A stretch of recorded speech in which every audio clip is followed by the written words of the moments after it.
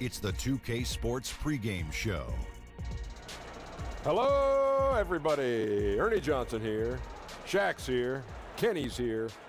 Welcome to this edition of 2K Sports. In this game, we'll see the Chicago Bulls against the Rockets in Houston. Taking a look at the Rockets, a strong stretch of play for this team, winning 6 of their last 7. They're playing at a high level, no lack of confidence going into tonight's game. And tonight, 2 teams that love to get in transition.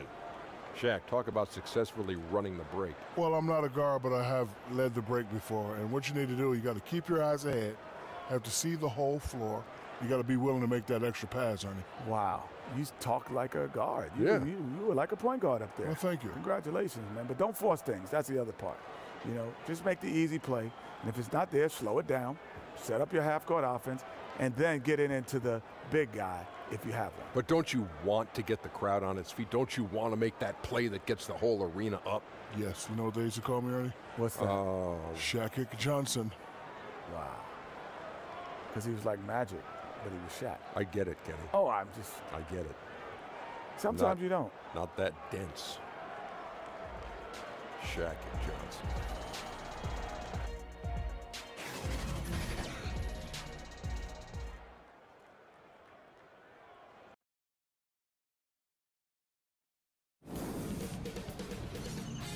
GeForce Sports welcomes you to the following presentation of the NBA.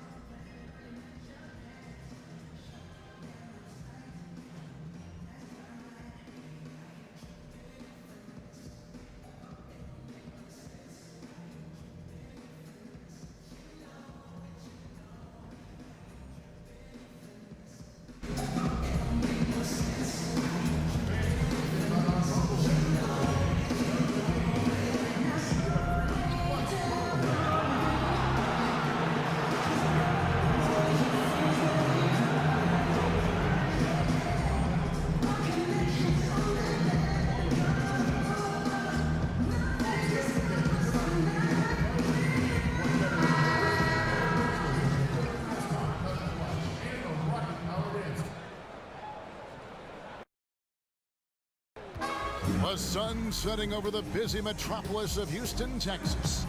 And that's where we're coming to you from tonight. We're live from Houston, where the crowd is on their feet.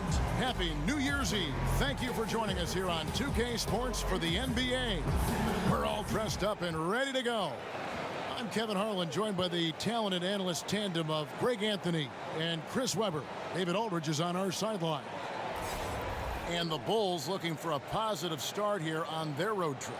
What a story right now for these guys. Win after win. It's been a phenomenal stretch. This team has already played well, and it really does believe that it can get its business taken care of on the road also. So they don't have any worries when they go away from home. They have a trust that they can get the job done. C-Web this evening, all the makings of a up-tempo affair. A lot of speed on the floor. They love to play, both these teams, at a very high pace. They're trying to get good looks early in the clock, and I'll tell you why. Against a better defensive team, why slow the ball up and wait for them to get set? Against better defensive teams, you must speed up the pace to get an open shot. In the NBA, an open shot from a player that's in his skill set is a great shot. It doesn't matter if it's with 1 second left on the shot clock or with 20 seconds on the shot clock. So why not speed the pace up, see if you can get that early look. If not, bring it back out and then set up a play.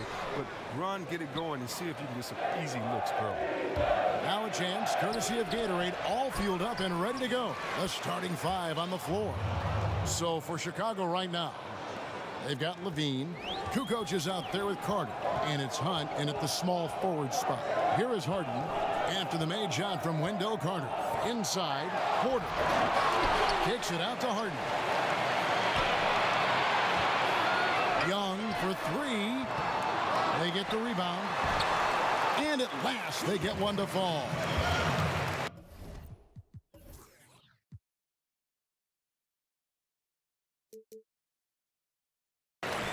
Oh, man, Capella absolutely destroys the opposition on the offensive glass, using that gigantic body of his to snag down second chance opportunity. Rockets have gone 2 of 5 here, making 40% so far to start out the game. And that one's good by Porter. Nice way to start his numbers getting calls, and for good reason. Well, yeah, he's a guy who can carry you for stretches, long stretches in this game. You want to get him involved early and often. Here's Kukoc. Right through the D for the layup. Kukoc has got his first points in this one. I like that pick play. I mean, you can see how easily it makes it for him to get to the cup. Houston's gone 1 of 2 from long range in the first quarter. Now we'll go to David Aldridge, who spoke with Mike D'Antoni. David. Thanks, Kevin. What he said they're concerned with most is slowing down transition.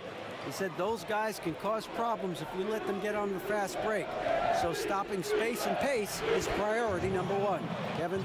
Thank you, David. Oh, look at the soft touch on the teardrop. The Rockets have gone 4 of 7 from the field, shooting over 50%.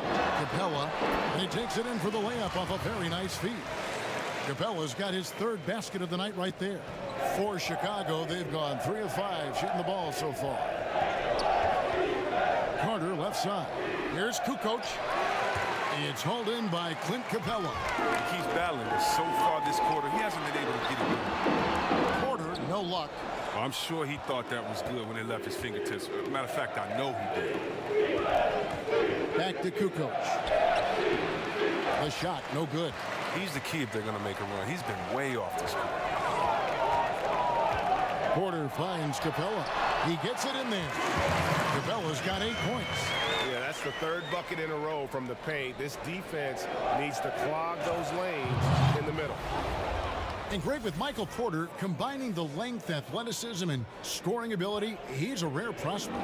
I mean, in high school, he was the #1 prospect on a lot of people's lists. Had the back injury in his only year of college, but everyone knew what he could do when given the chance. The chemistry has been terrific. Really impressed with their offensive execution. Kukoc passes to Levine. Off to a good start as he hits his first shot attempt. Looking calm and composed in the paint. Levine is superb at capitalizing from these spots. Young outside. Chicago grabs the miss. Coming into this, having notched a win against Cleveland in their last game. You know what? It's a fine line between attacking but yet staying under control. And they did, and that's why they shot such a high percentage. Well, they worked through their plays until they found some decent looks, and then they did a great job finishing. Evans, good. And really keeping the ball hopping around here offensively. And the first time out of the game called for Chicago. And if James Harden has one signature move, it's got to be the step-back jumper. Something he's worked on for years, like the sky hook.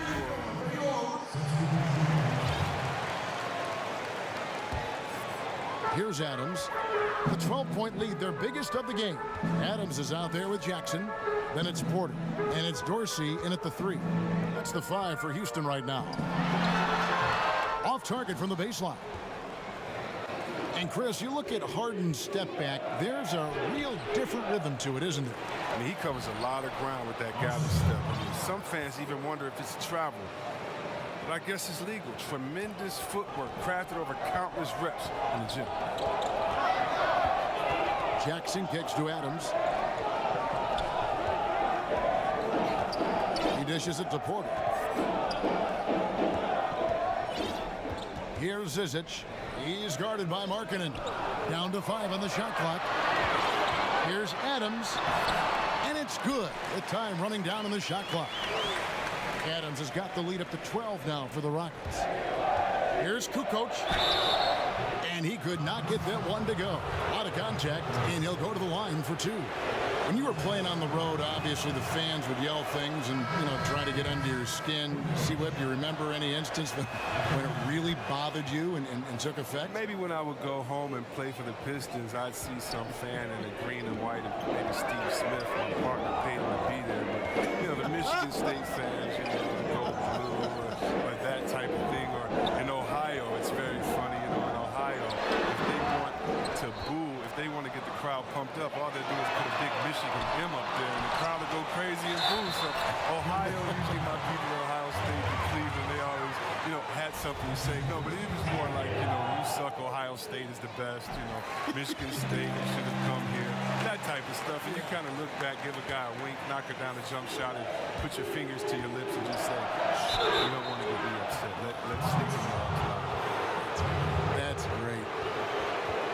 Let's now take a look at some league leaders with the rundown of the best passing big men in the NBA over the past month. Look at T, an uncommonly gifted passer, leading the league in assists. You think of some of the great passing big men over the years, and they are some of the best players ever. I mean, period. I'm sure that's not lost on him. Kukoc hits them both. And working, Kevin, themselves to the line here in the second. A nice way to get your offense going. Now, here is Young. He's covered closely. Harden dishes to Young.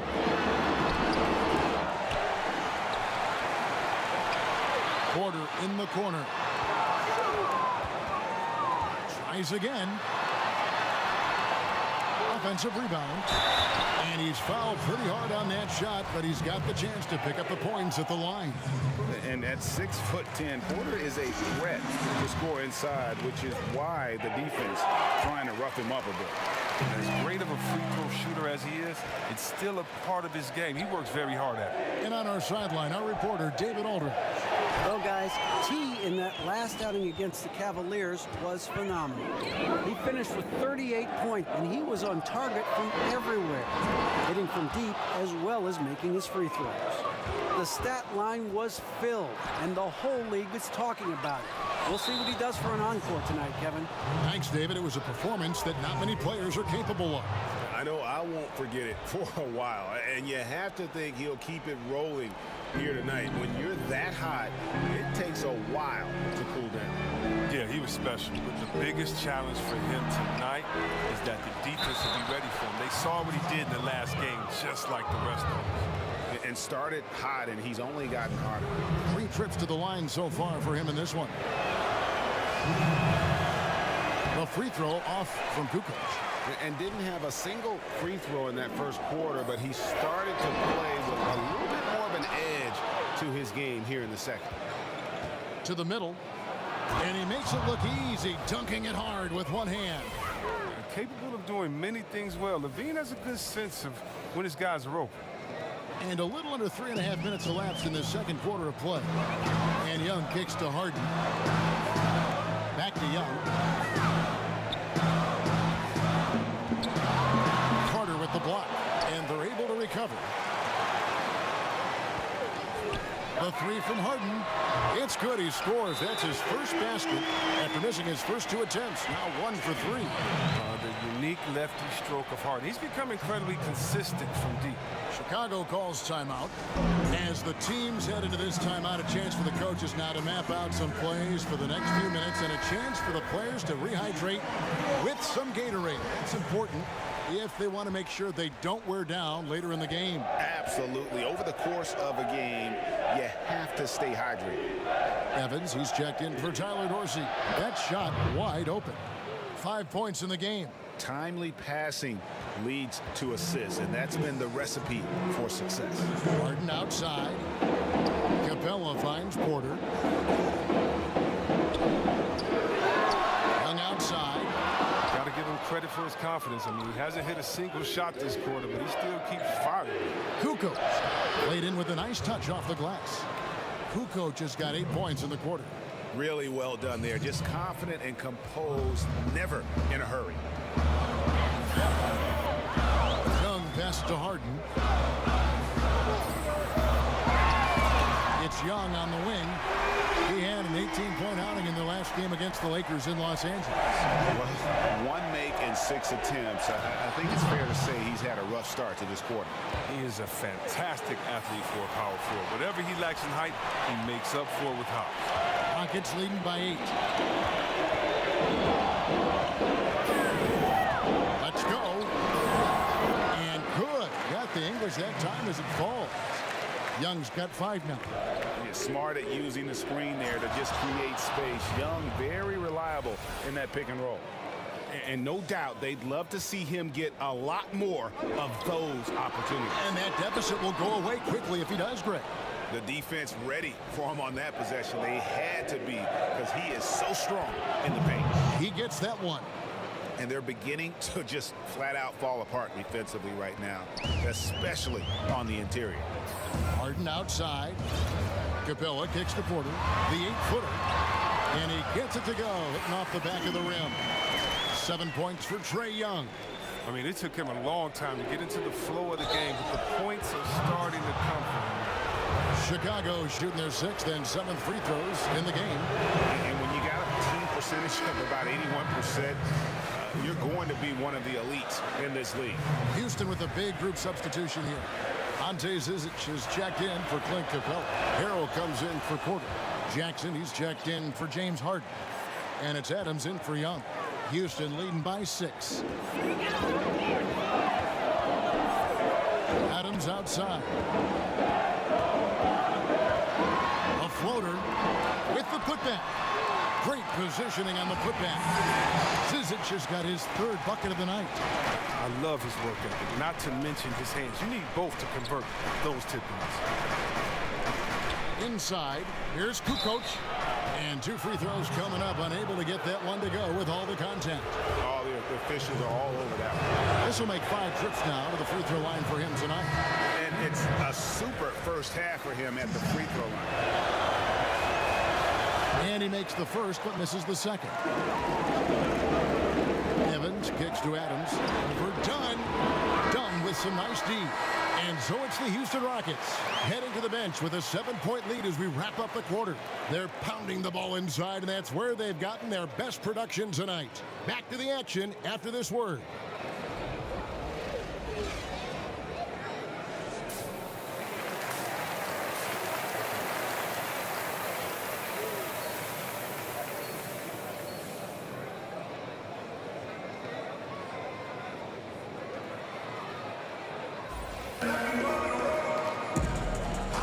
And we're getting back to the action in our New Year's Eve broadcast. Really an incredible game from T. Yeah, the kind of leadership he provides, the pinpoint passing, we saw it all there on display in that first half. Well, as a finisher, you're expected to play in that kind of environment because you know you could get the ball at any time. Taking a look at the Bulls, Kukoc is out there with Carter. Then it's Zach LaVine, and it's Hunt in at the 3 spot. Yeah, he just punched the ticket on that one. That'll get the job done. Powerful 2-hand jam. Young outside. Kicks it out to Harden. A 3 ball. He's off on that one. Bulls trailed by 5. LaVine wide open. Another 3 for Chicago. Solid at realizing when to take these shots. LaVine's eyes light up. His passes are coming.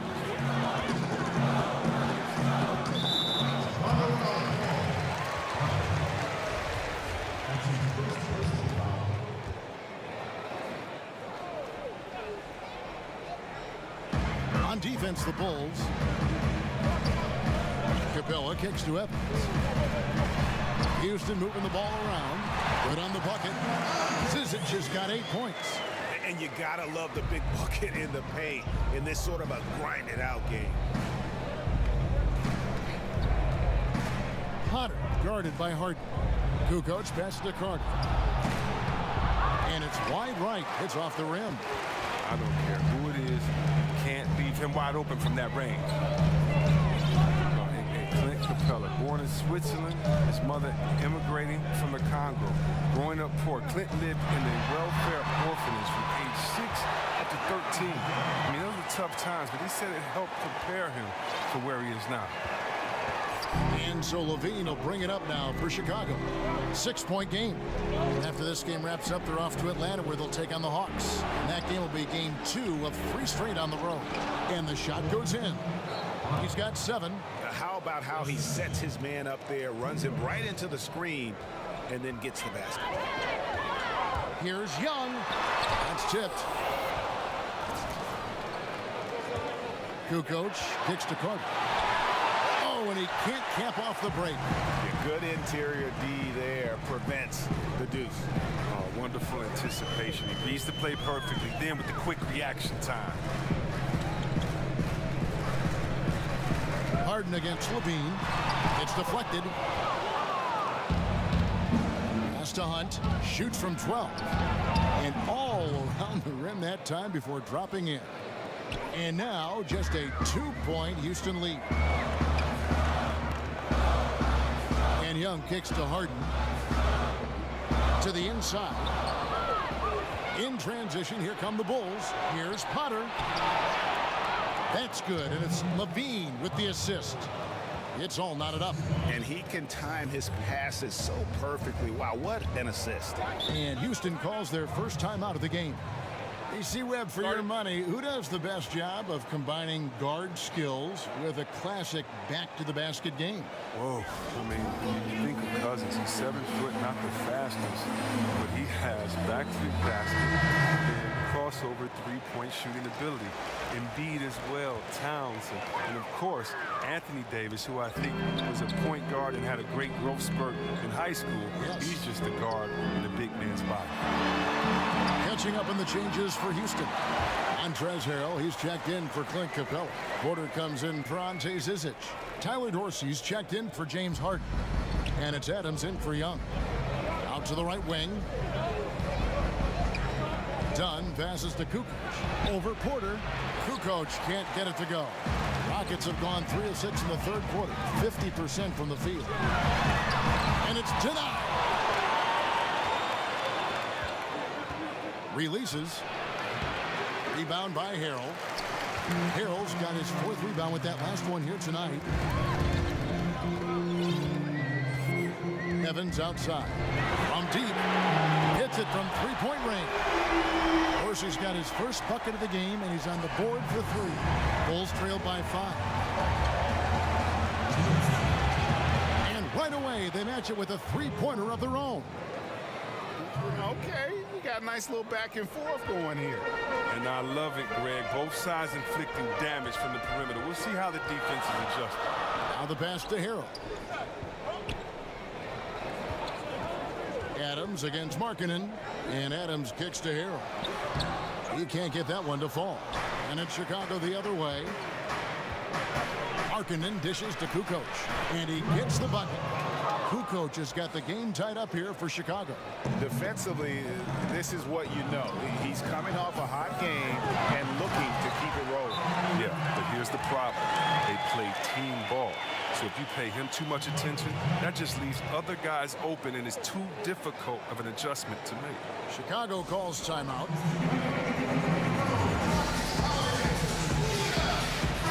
And a chance now to see how teams are faring across the league.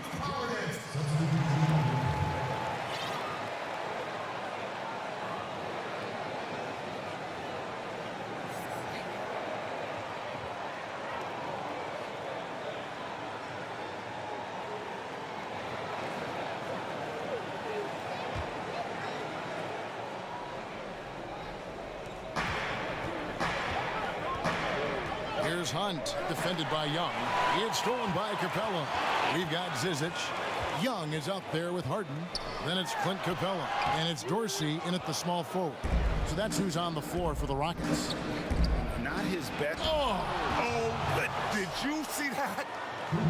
forget about going for the long-range bomb to cut into that lead. Just take it to the hoop, my friend. And how? Brilliant throwdown. And he gets it to go. And the Rockets lead by 9. Oh, well, that's tricky. And trying to stop Harden without fouling, that might be one of the most difficult tasks in sports. And the shot goes down. He's the one trying to keep them in this game. A tremendous individual effort.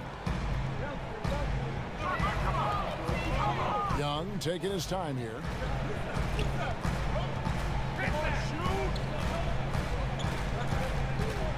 Passes it to Capella to the wing on the left. 6 to shoot. That one no good. Kukoc with the defensive effort. It's close, but, didn't get on balance quick enough.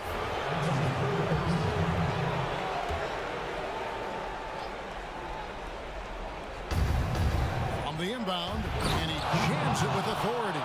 And a sturdy screen set for him that time, and he doesn't fool around, just straight to the rim for the finish. No way for his man to get around that one, that's for sure. And that's a play they'll run over and over, fellas, as long as it keeps working. Harden has a wide open look, and again it's the Rockets from deep. That gives them 2 3-pointers for the game, 1 in each half. I mean, may add to that total pretty soon. Bulls moving the ball around. Here's Hunt. Potter guarded by Harden. Here's Kukoc, and he makes no mistake on the slam dunk. And guys on defense gasping for air at this point. Well, that's because both offenses are relentless. Each side trying to close this thing out. Bulls trail by 6. Carter, the pass to Hunt. Here's Kukoc. Count it. Kukoc has got 12 points in just the second half. A good score inside, and the defense really offering very little resistance. That's just an attack mindset. I love it. Game on the line. He's out competing guys. Here's Harden. Kukoc grabs the miss. Kukoc has got rebound number 12 here already in the game. Hangs in midair and converts on the double clutch layup. Now just a 2-point Houston lead. Timeout called the Rockets. They're leading by 2. There's 1:38 left in the fourth quarter of this one. And now we get the chance to present our Jordan Player of the Game, Clint Capella. Yeah, and his percentage from the field tonight seemed almost made up. I didn't think it was possible to have that kind of success shooting basketball. You need a little bit of luck, a bunch of hard work, and a whole lot of talent. Looking at who's out there now for the Rockets. Porter's checked in for Ante Zizic. And it's Evans in for Tyler Dorsey. He has a chance now to catch up with the 4th member of our crew, Hall of Famer David Aldridge. Well, guys, over that last break, I listened to Mike D'Antoni talk to his team. He told them, hey, this game is there for you, but we got to go get it. 50-50 balls, getting to the basket. We have to give it all right now. Kevin? Thank you, David. Levine inside the 3-point line. Another shot. Porter pulls it in. Rockets leading by 3.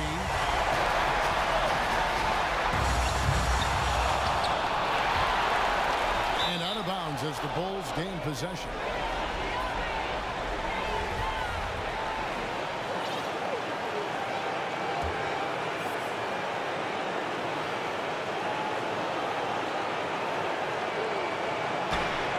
.59 seconds left here in the fourth quarter. Here's Potter. Good! And what a sensational bucket to bring them within 1. Now, that is cold-blooded. People tune in, don't we? This is what they're tuning into. Big moment. To the paint. Here's Porter. Yes! Yes, refusing to back down when the spotlight's brightest. Porter outstanding at taking over here in the cup. As big a basket as that was, the free throw probably even bigger. Now you've got a 2-possession lead all of a sudden. Back to Kukoc. Out to the right wing. 32 seconds left in the game. Nice D from Porter. And T is going to pick up the foul. That's his third foul so far. Bonus situation in effect, so we'll head to the free throw line for 2. And he does get the second one. And that puts them up by 5. Clock's ticking, and they got to get up the shot. But even if they make it, you got to foul quick, or it's over. It's a wrap. And out of bounds as the Rockets gain possession.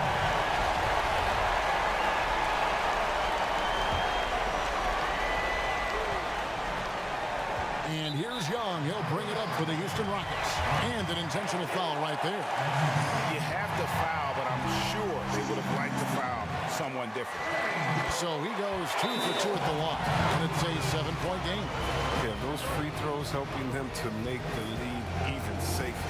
Chicago calls timeout. They're trailing by 7. We've got 22 seconds left in the fourth quarter. Guys, what do you think? And this is what happens when you dig yourself up. So we see the Rockets get the win here. It was a fantastic ball game, and they did a great job.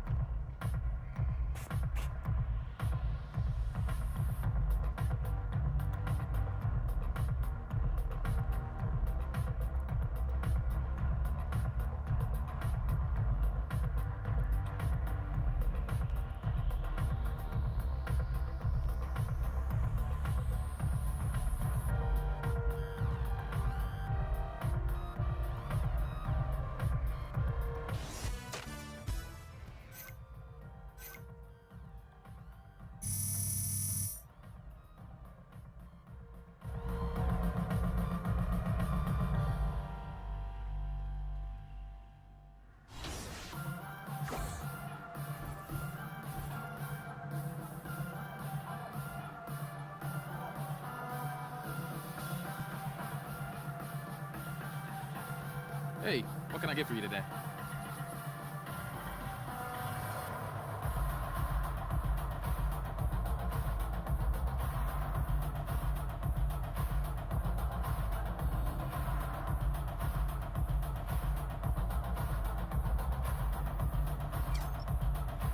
Great choice. That's a difference maker. Got it. Let's go with this.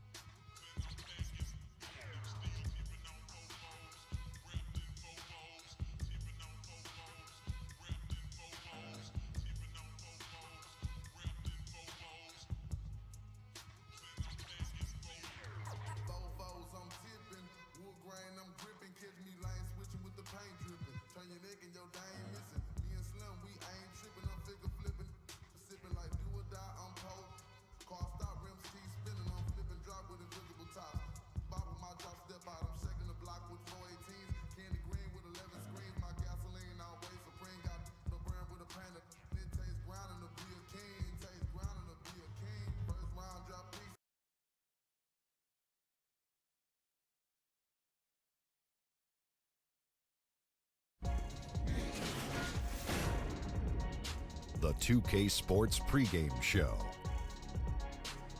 Hello and welcome to the NBA on 2K Sports. Ernie Johnson with Shaquille O'Neal and Kenny Smith. Tonight, it'll be the Chicago Bulls up against the Utah Jazz. And for Utah, a strong stretch of play for this team, winning 6 of their last 7. They're playing at a high level, no lack of confidence going into tonight's game. And tonight, Rudy Gobert, known as the Stifle Tower for his suffocating defense. But Kenny, what about his upside offensively? Well, he doesn't really need to score. 2K Sports welcomes you to the following presentation of the NBA.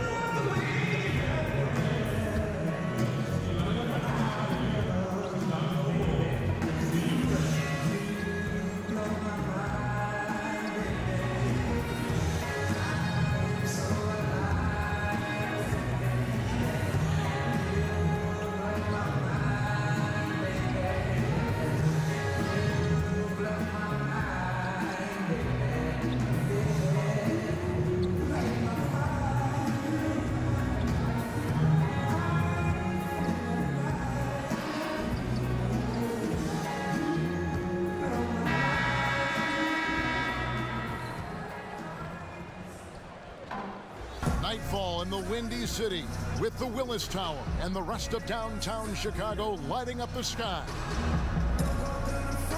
We're broadcasting from Chicago as the Bulls get ready to take the hardwood here at the United Center. This is Kevin Harlan with Greg Anthony and Doris Burke. Also joining us from the sidelines, David Aldridge. Well, it was the Chicago Bulls winning their last game against the Hawks. It was just a textbook performance. That game was all there. They got it going. It was full speed ahead. And once they established that flow offensively, really never got any resistance from the D.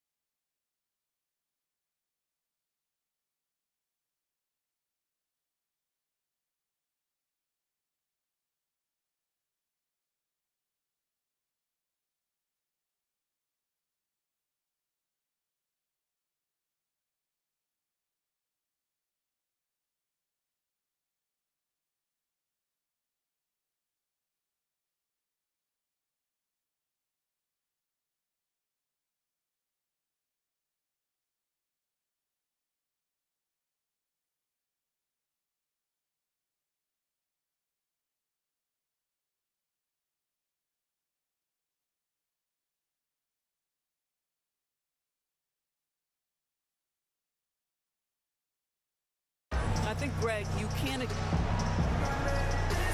expect to win with that kind of effort. The defense was nowhere to be found, and it cost them all night long. And so off the tip, it's Utah. What a season so far. Of special interest, Doris, the young teams that have finally put it all together. Well, think back over the years, Kevin, when you've seen certain teams come along at a certain moment. Think back to Oklahoma City or the Golden State Warriors, obviously, when Steph and Clay and Draymond were getting their start in the NBA. And then the Celtics of a season ago, the likes of Jason Tatum and Jaylen Brown. You draft well and you get rewarded, Kevin. Checking out Utah's opening lineup, they've got Elliott. Gobert is out there with Prince, and it's McNeil in at the four-man position. And Posey kicks to Gobert. Pass to Posey. The Jazz working the ball around now. 5 to shoot. Passes it to McNeil. This one for 3. Bean with the rebound. First quarter of play, 1 minute played. Pass to Kukoc. From the stripe, offensive rebound. The pass to Hunt to the middle. And the passer floated it up to the precise spot it needed to be. And no messing around on the finish. He powers it through. And that unleashed chaos replay presented by Under Armour. Hover Havoc, giving us a chance to relive that exciting play. Posey with it. Harkinen on him. Early on, 3 misses to open the game. Their offense right now still trying to find its way. And that'll be 2 free throws coming up. Officials on the call with the foul. Doris, you've covered the NBA and the Jazz for so long. Just how much does this team mean to its community? Well, this is one of the great environments in the entire NBA. Jazz fans are diehard. They're loud and they're proud. And I'll tell you, as the only pro team in the state, it's no wonder. Another miss by Utah. Scoreless after 4 shots. Wow. He dishes it to Kukoc. That's basket number 2 with his 3rd shot off to a fast 2 for 3. Boy, not a bad beginning. 3 for 4 from the floor. Pretty good start. They need a good offensive possession. Yeah, they've gone a long time without a bucket. Here's McNeil, and we know he can score. He's averaging around 21.5 points a game. It's good. And boy, did they need that one. Their first make in the 5 field goal attempts they've had. It's stolen by Gobert. From deep, Prince. And it's Chicago with the rebound. This is their first chance this season playing the Jazz. And remember, they won both games in this matchup last year. No small feat. Yeah, these 2 teams could easily end up meeting to decide the NBA championship. Tonight could be a preview of something with more on the line down the road. Here's Posey. The Bulls getting the bucket. Got a piece of it. At the elbow, it's Gobert. Clock at 6. Pass to Elliott. Fires for 3. That one, no good. The Bulls leading by 8. Harkinen passes to Kukoc. Levine inside the 3-point line. It's Chicago with another bucket. The ball movement on this run has been fantastic and is a big part of why they've been able to get these good looks. Timeout is called, first of the game for the Jazz. They are coming into this having notched a win against the Knicks in their last game. I tell you what, how efficient they were at scoring the basketball, especially for an away game, that was impressive. Yeah, I don't think it's ever easy playing on the road, obviously. But that night, they were really in rhythm, shot the ball with such ease and confidence.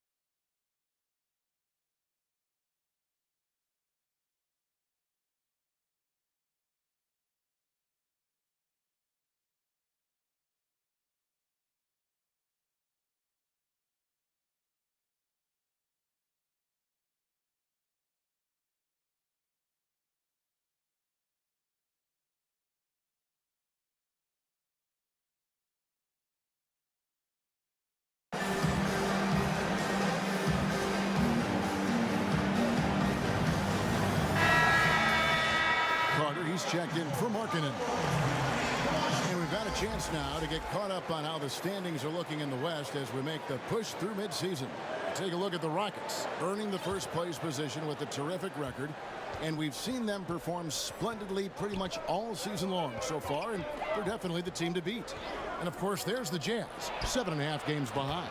And seeing where Utah is, they've stayed right there, just in sniffing distance of the conference leaders. That's a solid accomplishment at this stage of the season. Yeah, even so, though, I'm sure they're not satisfied just being near the top of the standings. They're going to be looking to make a major push as the season winds down. Here's Posey after the made shot from T. And Posey kicks to McNeil. Here's Tinsley, guarded by Levine. Here's Posey, and Utah again with the bucket. I mean, even he was surprised to be that open. Kukoc pass to Hunt. Here's Carter. Gobert with the block. An intimidating force who continues to wipe away shots with ease. Go to work, Rudy Gobert. Here's Tinsley, guarded by Levine. Now Tinsley. He had 16 points in the win against New York. Yeah, I was also struck by how well he shared the basketball. He created a lot of easy buckets with that passing ability. Boy, he's able to get to the hoop, Kev, because of that great solid screen. Now let's go to the sideline and catch up with our Hall of Famer, David Aldridge. Thanks, Kevin. I had a chance to catch up with Utah's head coach. It's the first matchup of the season against this team, and he knows that they have great shot blocking. But he did say we've got to remain aggressive and continue to attack. Put the bigs in high pick-and-roll situations, shoot the jumper with confidence. They feel that's the key, Kevin. David thinks sounds like he's prepped his guys on how to handle this opposing defense. And no surprise there, because they're facing a team that can win games with its defense. They are an aggressive bunch from the start. No, it's so true, Greg, because make a mistake and this team will capitalize. They need to keep a tight handle on the basketball and limit their turnovers.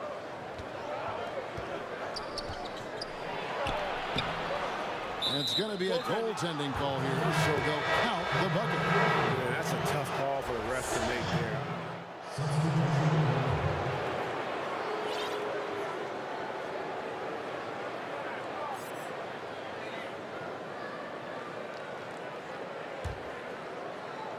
So on the floor for Utah, they've got Gobert.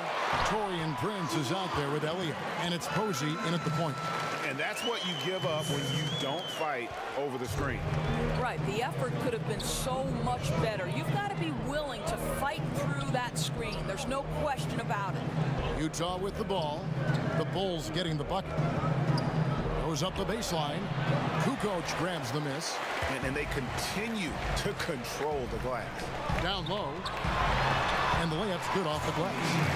Kukoc has got the lead up to 10 now for the Bulls.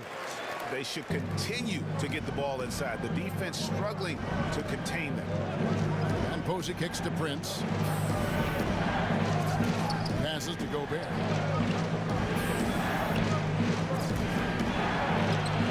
The shot, no good. Nice D from Levine.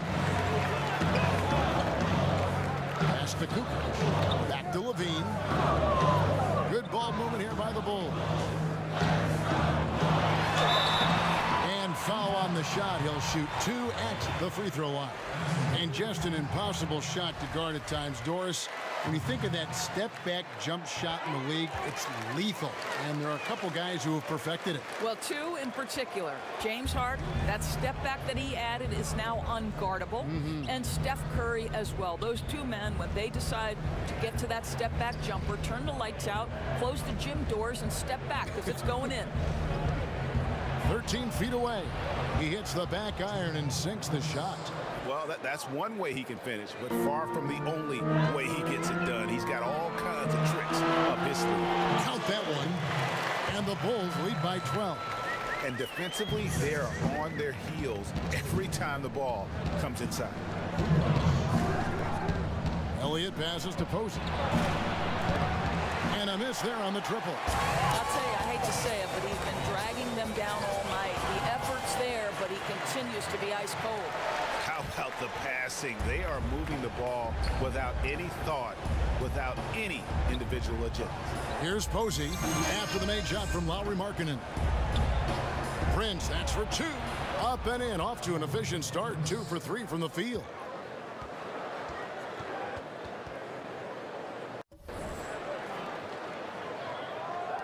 .144 left here in the second. Back to Kukoc. And that one is stuffed right through.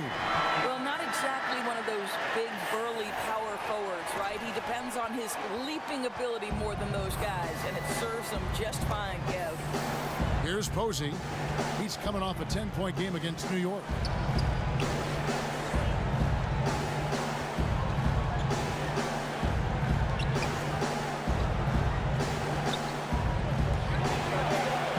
Lays it up off the glass. Posey's got his second basket of the night. Boy, that's how to do it. Just go strong. Don't settle for a jump shot when the defense is flat-footed. Nice. Yeah, the chemistry has been terrific. Really impressed with their offensive execution. Here's Posey after the made shot from T. Utah calls timeout. Yeah, and the amount of points they've given up here in the paint, that's what they got to talk about. I think they've got to ramp up the pressure. There's no excuse for letting them score at will in the paint. Make them feel you. And the Bulls making a change here. Weaver's checked in. A chance now to check out how the All-Star voting is shaping up. Look at T. He's currently atop in the Eastern Conference. He's got a lot of fans the world over. And keep tuning in for updated results. You can visit NBA.com for more. Took him no time at all on that one. Posey's got 4 this quarter. Crafty move. He recognizes the size disadvantage, and the mid-range is close enough. I'll tell you, that's really clever because it's not easy to get that mid-range off over a guy who's got a size advantage. He made it look easy. Carter, he's checked in for the Bulls. Early comes in for Levine. Allen Williams, he's checked in for Utah. On defense, Utah. A 12-point game. Carter dishes to Kukoc. And again, no good by Chicago. And so it's Williams who brings it up for the Utah Jazz. Out to the wing. Fades away. That one off the back iron and out. Boy, the way he's been going, he is not going to be the guy to turn this around. Inside, just 2 seconds between shot clock and game clock. And he gets the bucket. Kukoc has got the lead up to 14 now for the Bulls. And the crisp passing has opened things up for them offensively. And here is Posey. 6 points for him. In transition, here come the Bulls. Here's Potter. Hammers it home to polish off the break. And guys got careless with the ball there, and the turnover leads to the big stuff. Once he came up right with the steal, he went straight on the attack. Fantastic anticipation. Then he shows major... And so it's Chicago in command with a 16-point lead.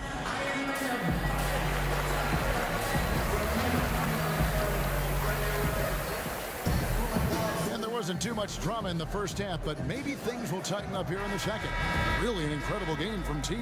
Yeah, the kind of leadership he provides, the pinpoint passing, we saw it all there on display in that first half.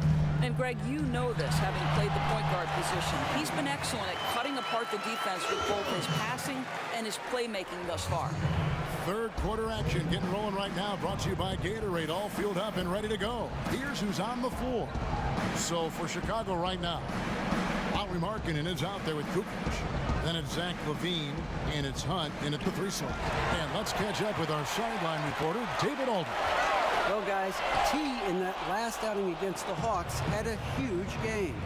He had 37 points, and as he always seems to do, piled up rebound after rebound. The numbers in that game make me anxious to see what he can do tonight. Kevin? Thanks, David. It was a performance that not many players are capable of. I know I won't forget it for a while, and you have to think he'll keep it rolling here tonight. When you're that hot, it takes a while to cool down. I think that's the kind of game that carries over, and he'll have every chance to do it because I've got to believe he's their #1 option. And Posey kicks to Prince. The pass to Posey. Back to Prince. Right wing. Clock at 6. And the shot goes down. Posey's got 8 points. You know, not necessarily what you're looking for, but still able to convert. Out to the wing. Markkanen passes to Hunt.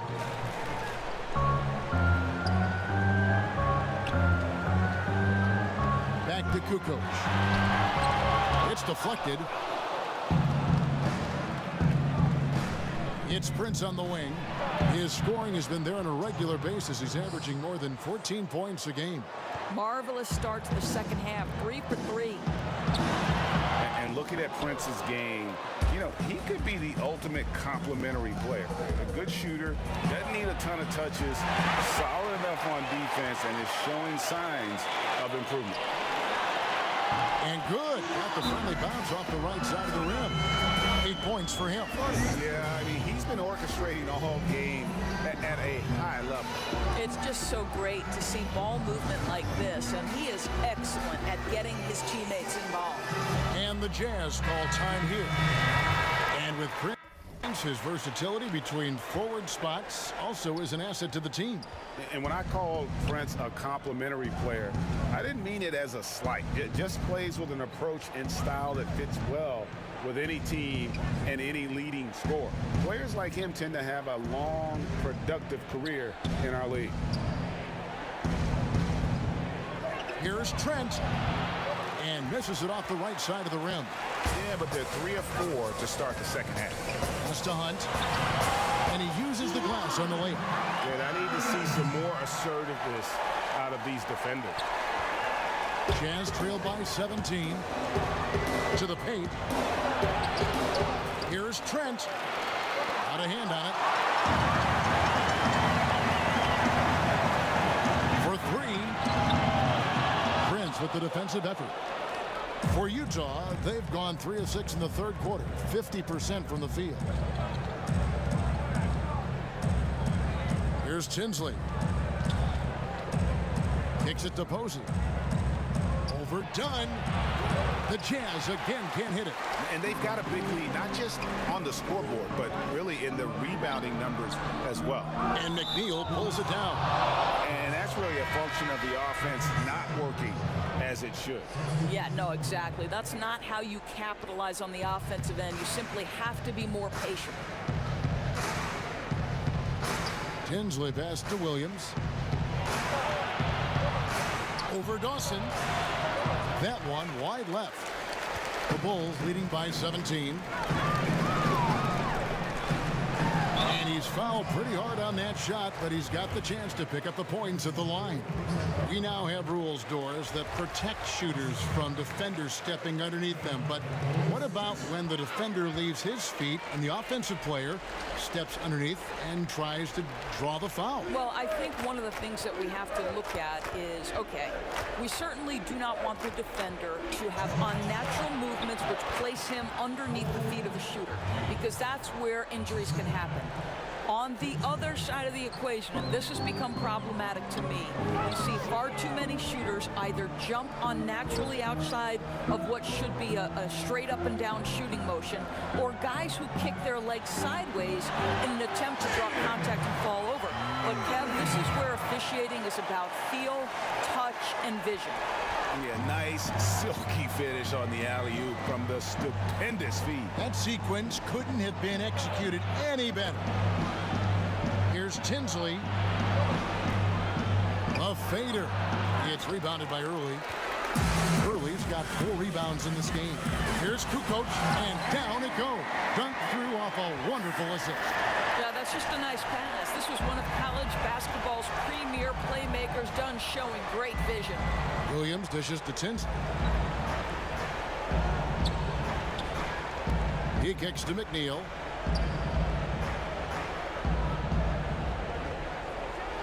Passes it to Tinsley. Launches it. And it's Chicago with the rebound. Early's got 5 rebounds tonight. Goes up on the wing. That's good from Dunn on the assist by Kukoc. Well, Chris Dunn, remarkably comfortable in the mid-range. You get him the ball in that spot, he'll take care of the rest. Dunn against Harrington. Pass to Tinsley. The Jazz again can't hit it. They've shown some strength in the paint today. Their work on the boards has been impressive. And that one drops. And they're passing the ball very crisply here. Utah's gone 1 of 3 from downtown since halftime.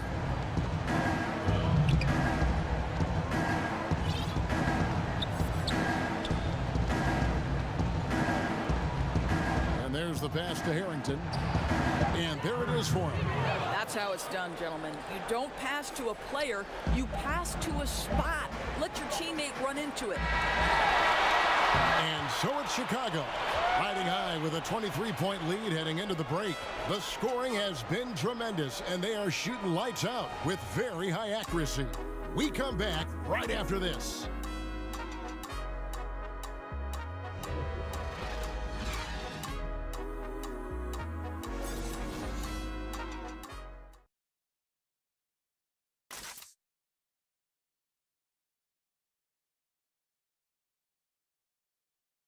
And it's time now to bring you our State Farm assist of the game. And I'm glad this was the pick because I love this pass. Such a great dish. That's what I call court vision. Well, making the game. He's making some changes here.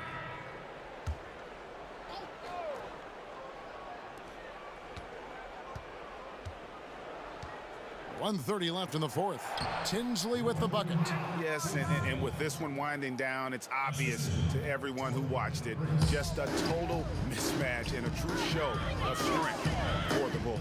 You don't see this kind of a blowout often, but tonight this is a quality win across the board to deliver out this kind of punishment. They definitely never changed the approach. They just kept after it and showed they were clearly the better team in just about every single category. And with this win, they'll end up notching another victory for this year's campaign, win number 33. And with the win approaching, they'll take the first game here of 2 that they'll play against this team. Nice to get that first one out of the way and set the tone. And you know, looking back at all the contributions tonight, it was a really phenomenal all-around game for team. Boy, their ball movement was terrific, and I thought he was the key to that. This guy conducted the offense, kept everyone involved, and spread the basketball. So on the floor for Utah, they've got Taurean Prince, and it's McNeil in at the 4. And here are the Bulls now. That's how you attack. Wow, how'd he do that? And saving their best for last. Tremendous run here to seal the win. Well, this is exactly how you put teams away. Late game execution leads to a tremendous win. 6 seconds separating the shot and game clocks. Yeah, that's a bad move there. Stops the clock and puts the other side on the line.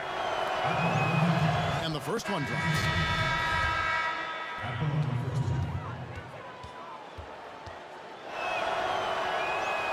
That one falls, so he hits both of them. 17 seconds left in the fourth quarter. The clock now can just run out for the Bulls. To the inside, Kukoc. And down it goes, jamming that one home. Up by double digits, little time remaining. Way to defend your house. Well, this is what you call taking care of your business, showing dominance on their home floor. What an excellent effort. And so Chicago takes this one, and by a big margin. It was a tale of 2 teams tonight, one that was in total control, operating flawlessly, and the other just searching for answers that they could never find. I mean, the energy here is just so tremendous.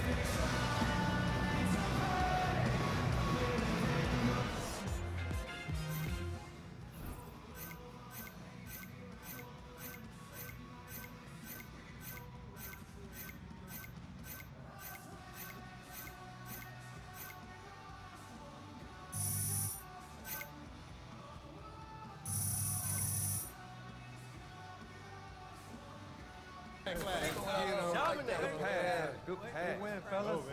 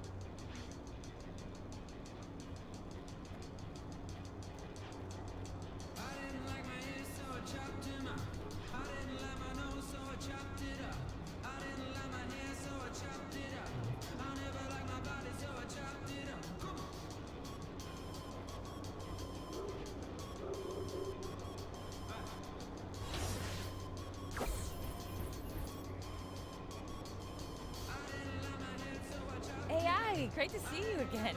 Yeah, you too. What's going on today?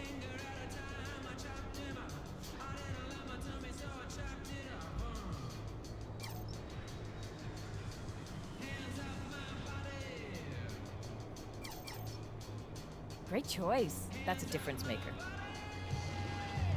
Okay, think I got it. I'm gonna take that. All yours.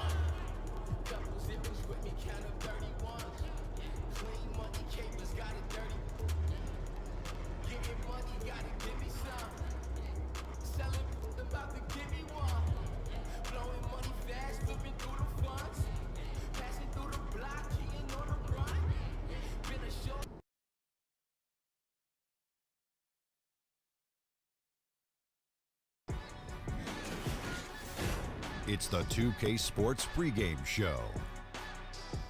Welcome to 2K Sports, everybody. I'm Ernie Johnson, sitting alongside the Big Diesel, Shaquille O'Neal, and the prop plane, Kenny Smith.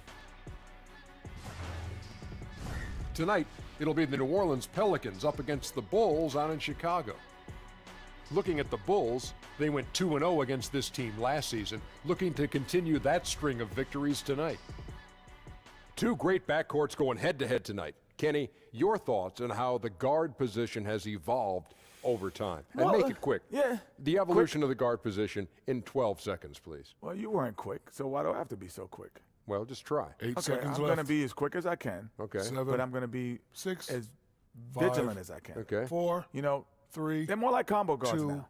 1. And with all the switching guards who can defend more position for the teams that rebound collectively, guards have to be involved on the boards. Well, it's almost like you were reading that, Shaq. We were going to give you 10 seconds, Shaq. You didn't have to rush. I did rush. You didn't have to.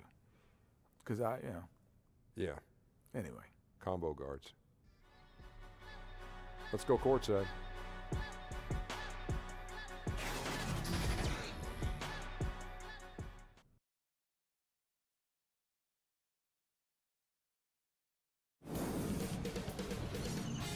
K Sports welcomes you to the following presentation of the NBA.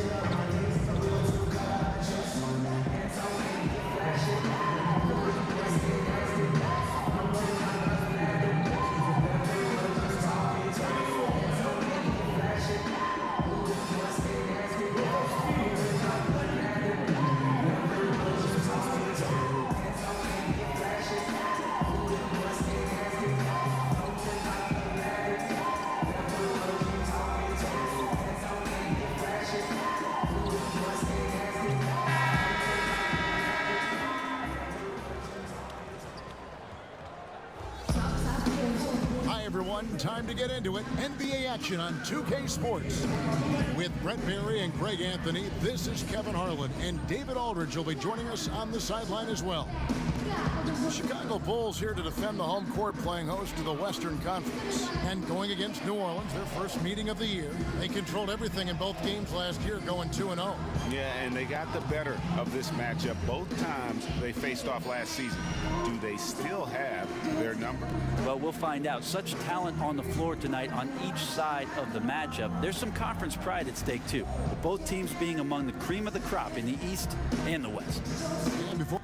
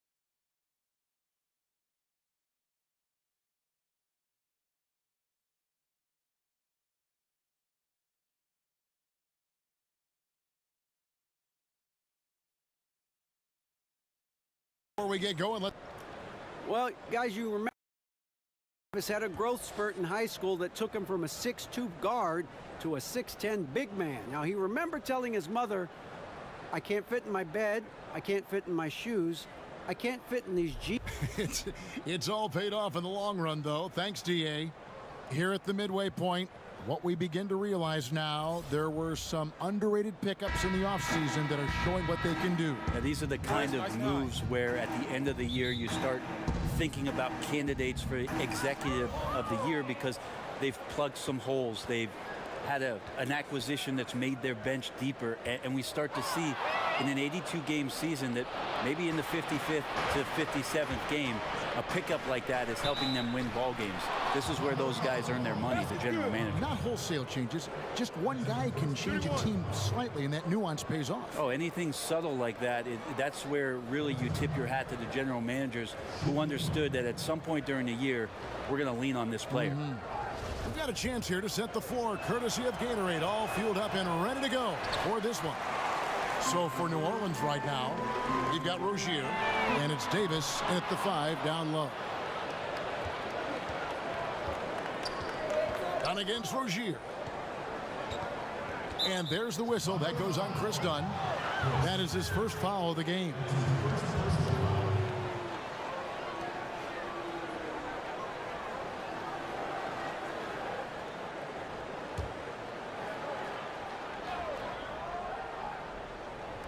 And so it's New Orleans with it. Now the pass to Musa. New Orleans moving the ball around. Here's Romero. And too long on the shot. And here's Dunn. He'll bring it up for the Chicago Bulls. They put up a nice win against Utah last time out. And you know what? Up against a weak defense, they were allowed to do pretty much whatever they wanted. What I like, though, besides that, is that they just didn't settle for it, because weak defenses, you could take bad shots. That's not what they did here tonight. Here's Fulton. It's hauled in by Dunn. Out left to the wing, to the middle. It's tipped.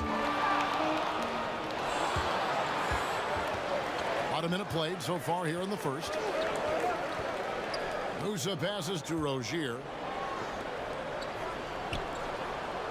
Pass to Musa. Right side Davis. 6 on the shot clock.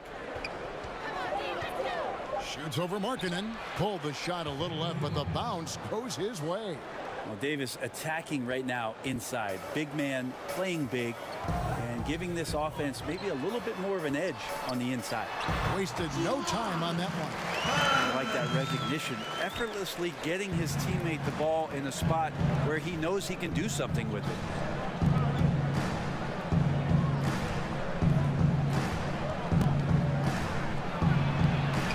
Rebound by the Bulls. Well, the D did their job there. Excellent contest to alter the close range. Hunt with the bucket. Just about 2 minutes into the game. First quarter of basketball. Rozier looking around.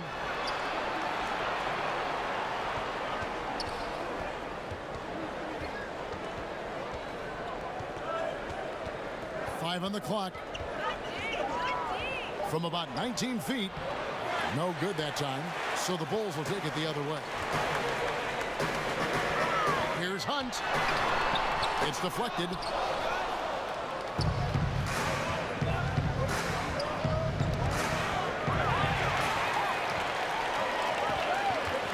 To the middle. And foul on the shot, so he'll get a chance at the line. While there's a chance, let's show you the teams that have thrived on a fast break this season. The Bulls third. I think that's what really distinguishes them offensively. They really like to get out in transition. That's good from Kukoc. And that's good as he hits both of his shots. And here in the first, approaching 3 minutes played. Rozier with the ball. He's coming off a 13-point game against the Raptors in Toronto. No good off the back of the rim.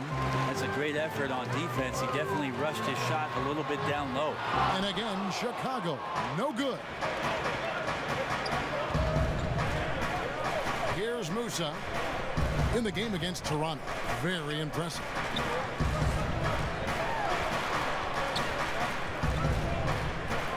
That's tipped and stolen by Dunn. Here's Hunt, and he caps off the fast break with a monster slam. And the length of Dunn really annoys the opposition. So good at sticking his hands in passing lanes and coming away with steals. Pass to Davis. Here's Romero, and that one falls coming off of Davis's feed. Phenomenal use of the body there to free himself up from the defender and get a clean look at the basket. And Anthony Davis is just as complete a player on the offensive end as you're going to find. Great facing up, great mid-range, plays with the back to the basket. One of the things that is his best quality, Kevin, that does not get talked about much, is just how devastating he is in transition. One of the game's greatest runners and finishers. And when you play with a point guard who will advance the ball, he becomes that much more dangerous. A platoon swap here for New Orleans. Erickson against Levine. Now here's Richardson. Not a lot of room. Just 5 on the clock. It's good. He makes his first shot of the game. And a nice job here early of establishing an inside presence. And stolen by Noel. And here they come. Here's Erickson. Makes it off the glass. Erickson's got his first points in this one. Well, he's like a fumbling banker right now, dropping dimes with ease. I like how well he led his teammate on that possession. Kukoc gets the bucket. And his versatility on offense is so spectacular. He always finds ways to help put points up on the board. Richardson the pass to Erickson.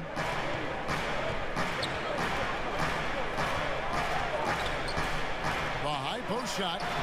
And it's wide right. Hits off the rim. And Kevin, they need to be consistent with their effort on the boards. You look at the box score, and they're at a definite disadvantage. And so it's New Orleans with it. Zach LaVine unable to get his last shot to go. Here's Carter. And that one clearly a foul. Gets the whistle, and 2 shots coming up. For Chicago, they have shot 75% at the line tonight, going 3 for 4. That's good from Carter.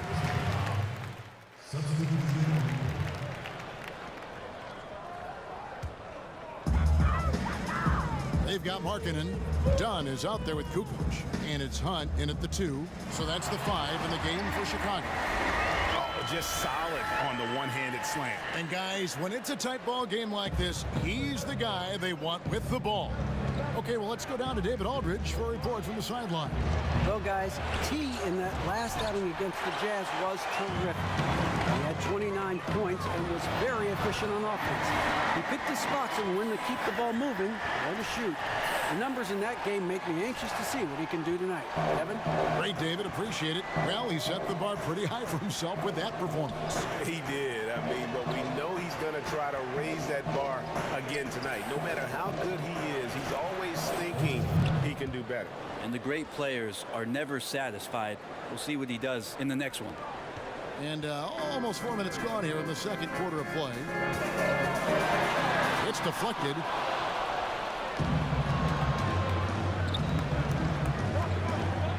Pass to Romero. That one drops for him. And the Pelicans lead by 1. And they keep hammering away at him inside, forcing the ball into the paint. One of my favorite moves is the Euro step. I know it's one of yours as well. There are a lot of guys that can do it well. Well, I got to see Manu Ginobili step around me for years in San Antonio. But I think James Harden is still the most devastating Euro step player we have in the game. There's something about the lefties, isn't there, Kevin? You have a hard time figuring they a throw lefty you off. out. They throw you off automatically just by the left hand. Right. Then they add the little sidestep. And James Harden with the shiftiness and the way he moves the ball around and draws contact. I know there are a lot of people that get aggravated by that, but he's nearly impossible to stop, especially when he's got his passport with the Euro step. He slithers. The Bulls have shot the ball pretty well from the line, going 8 of 11. That's good from Kukoc. So he gets them both. 1:43 left to play here in the half. Fulton, Dunn covering. And 2 shots coming up at the line as he gets fouled on the shot. The Pelicans have made 5 of 8 of their free throw attempts. First free throw is good. And good on the second, so he makes them both. Chicago trailing here. Here's Hunt, and the layup ball. 10 points for him. And another momentum shift. These teams going back and forth all night. Yeah, which team's going to find some consistency first? Neither one can pull away. And again, no good by New Orleans. I tell you what, the defense should send Christmas cards for that miss. Hunter And the rejection by Noel. And New Orleans pushing it up now.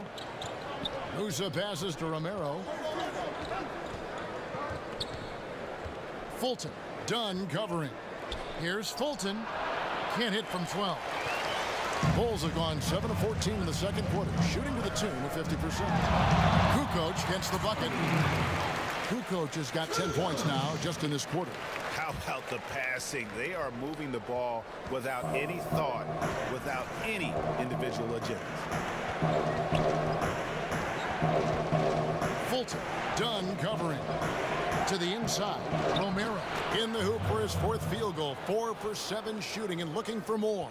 Beautiful execution from him, building off a great first quarter, looking unstoppable here. Here's Potter. Buries it down low. Cannot give players that kind of positioning, and the defense also late in trying to alter that shot. Just 1 second between the shot clock and game clock. Here's Musa. Nothing yet on the scoreboard for him. Markkanen on the double team. Shot clock at 5. He trains it as the shot clock ticks down. Got it up. A shot off that time. It's time now to go courtside as we send you over to David Aldridge from the sideline. David, take it away. Thanks, Kevin. AD, you see how they're playing you in the first half. What's the adjustment going to be? So, we got to come out with a great intensity, and it starts in warm-up. So, we got to come out with a great intensity, great mindset, and try to go out there and win the third quarter. I have never heard anyone say it starts in warm-ups until now. Thanks, AD. Back to you, Kevin. All right, thank you, David. And folks, don't go away. After the break, we'll see you right back here for the start of quarter number 3.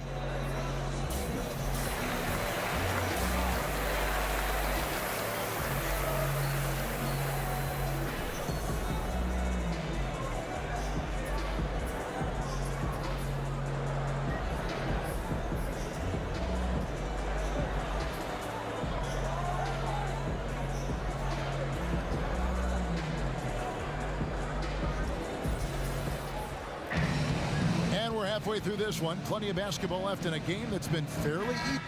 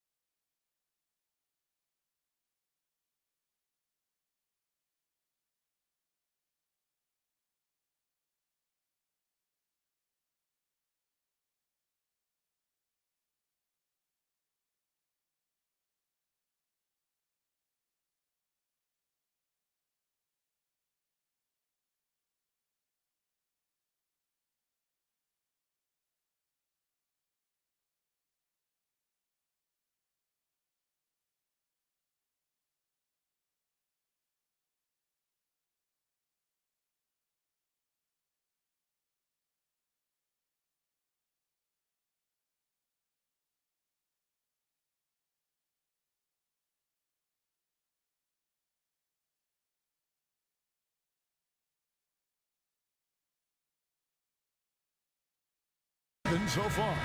Really an incredible game from T.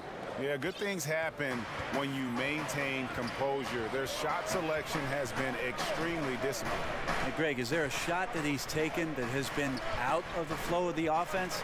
I don't think so. So the Pelican 5 right now. You've got Rozier, and it's Davis at the 5, roaming the paint.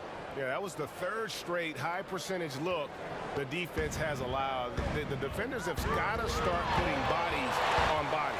Chalk up 2 there. Look, you got to keep marking it out of the paint. He's just too big on that block. It imposes his will. Down against Rozier. And the pass to Romero. Fires from deep. That ball is good for another field goal. His 6th. He is 6 for 9 on the stat sheet. As we approach the 4th quarter, still anyone's ball game. Yeah, neither team able to create much of a cushion. Whistle blows. Basket is good. So a chance here for a 3-point play. What a play there. The hoop plus the harm. We've heard Coach Steve Kerr say the power forward position as we knew it is disappearing. You could say that maybe about the center position too. I don't want to say that about the center position. What I want to tell you, Kevin, in my humble opinion, is that the center position has changed. It's evolved. So, yeah, I don't want to say that it's just disappeared, because there are players out there that are playing that position and doing a lot of the things that you would qualify as center-centric. Screening, going down to the block, rim running to the post, being an option down low. But it's definitely changed. But now we're seeing him go out and defend smaller guys in the perimeter, taking threes, and that's what's weird for your eyes to just kind of absorb what's going on. Well, it's weird to absorb not only that and what those players individually are asked to do, but when you're at a game and you're sitting in the stands and all of a sudden you see 5 guys that are outside the 3-point line. I mean, go back to the game in the 80s. It's the exact opposite. It was like, a bunch of ants on top of a lost candy bar sitting in the lane, gnawing at one another. Right. It's just changed. So the center position, not disappeared, just changed. Kukoc kicks to Markkanen. Solid shot from the distance of about 14 feet. Markkanen's got 4 this quarter. And I tell you what, Markkanen has already mastered the art of the bank shot. He loves getting it up there and knocking that one down. You have got to be in his space if you want to disrupt his rhythm. Here's Erickson. He's averaging around 5.5 points a game. And with that, the Chicago lead is cut down to just 1 on the bucket from Castor. 2 minutes gone in this 3rd quarter now. Here's Hunt. And Davis pulls it down. Davis has got his 5th rebound right now in the game. And after burying 3 straight shot opportunities, finally a miss there. Still feeling the momentum, though. And of the last 6 baskets, 5 have come on the interior. Yikes! And guys, I don't know that this is the time for that kind of flair. In a close game, the important thing is to get the 2 points, not necessarily the dramatic. Oh, come on. He had to go for that, didn't he? My goodness. Here is Davis after the Bulls pick up 2. And here is Rozier. Taking a look at his stats, he's averaging around 9.5 points a game. And it's Davis missing. For Chicago, they've gotten 4 of their first 5 second-half shots to fall. 80% since the break. Hunt hit the bucket. It's not so much just the made shots, it's the consistency of the made shots that's got his team the lead. Now a timeout called by New Orleans. And sometimes you just want a reminder of what our objectives are tonight. Yeah, get everyone on the same page and pointed in the right direction. Noel's checked in for New Orleans.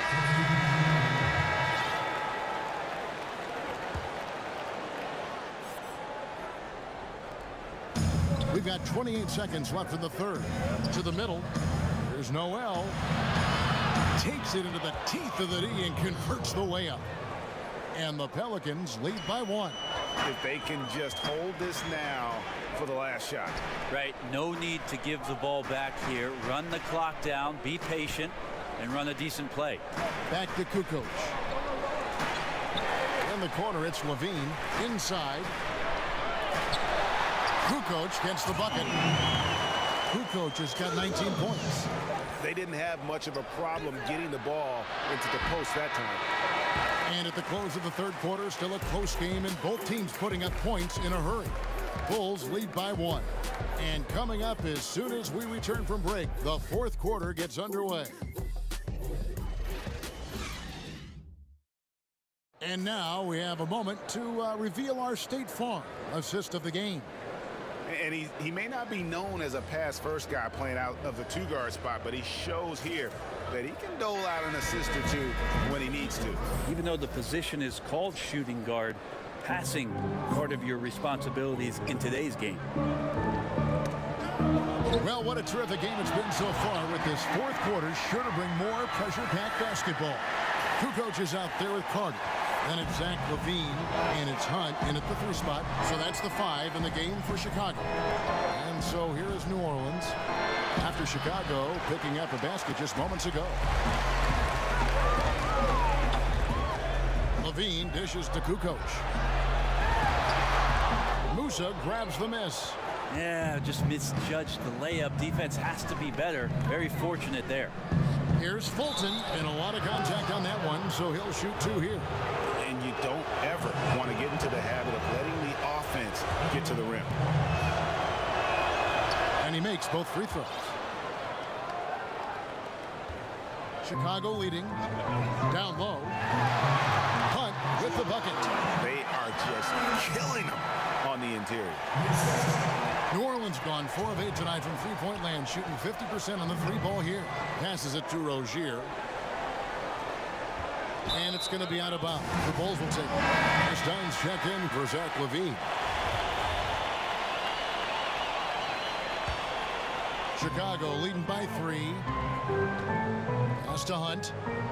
Good ball movement here by the Bulls. And so far, this has got that feel of a game that could be back and forth all the way. I wouldn't be surprised in the least. Both teams really struggling to maintain any sort of momentum. There's Rozier, and oh boy, a lot of contact there, but he gets the call and will shoot 2. Chris Dunn picks one up. That's good from Rozier. And the Bulls making a change here. Markkanen's checked in. Both shots good from the stripe. This is as good as it gets from the charity stripe here in the second. They get it back with the second effort. Misses the layup. And you got to give him credit there. Great effort to contest that shot. Well, I love the fact that they put the security system on their house, protecting the paint there. And guys, all about hard work from this point on. They've worked hard to create that high-quality shot and then able to knock it down. Here's Kukoc following the score by New Orleans. Puts it up from 12. To the middle. There's the steal. Rozier against Dunn. Rozier the pass to Noel. And Noel throws it down. And guys, here in the fourth quarter, still a close game. Instant classic, fellas. This one could come right down to the last shot. Now, here's Dunn. Here's Kukoc. Oh, and it looks like that's going to be a goaltending call. Yep, that's it. So they'll get the basket. So close to getting the block there. You can live with those calls because you'd rather have a guy playing aggressive instead of playing it safe. For New Orleans, they've gone 2 of 3 from the field to get the fourth quarter started. And I called here, the Pelicans decide to talk it over.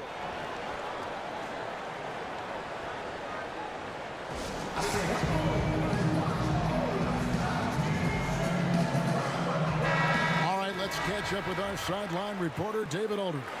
Kevin, I listened in on what Luke Walton said to his team.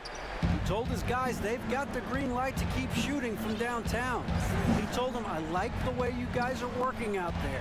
Keep finding the open spaces on the perimeter. They're giving us open shots. We'll see if they step it up from here, guys. And it's Rozier missing. For Chicago, they've gone 4 of 8 in this fourth quarter, shooting an even 50% from the field. If it counts, Kukoc has got 12 points in just the second half.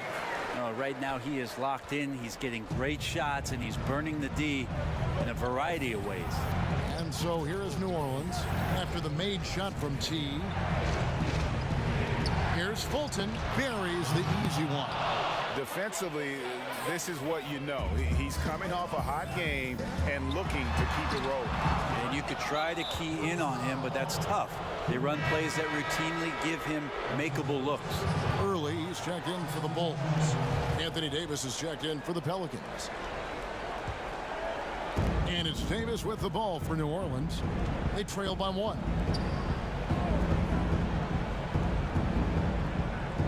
And T is going to pick up the foul. That'll be his second foul of the game. And the next one puts him in the bonus.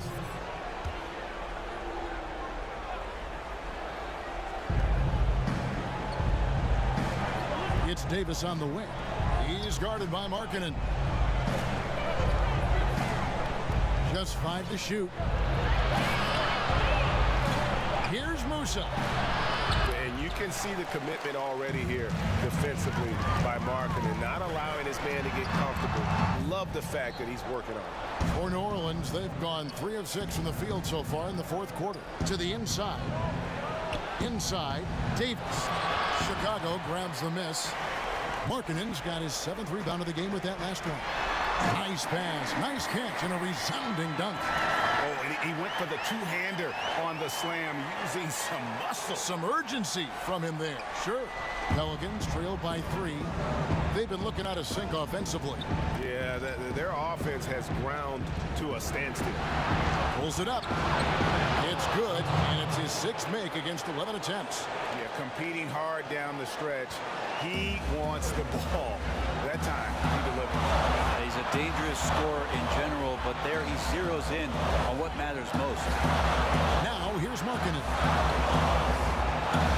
To the paint. It's tipped. To the wing on the left. Rozier for 3. Markkanen pulls it in. Markkanen's got 8 rebounds in this game. Down low. Here's Musa. That's good, and it's Rozier with the assist. Rozier's got his 4th assist with that last one here tonight. For Chicago, they've gone 6 of 12 from the field here in the 4th, and even 50%. Pass to Romero. And it's New Orleans scoring again.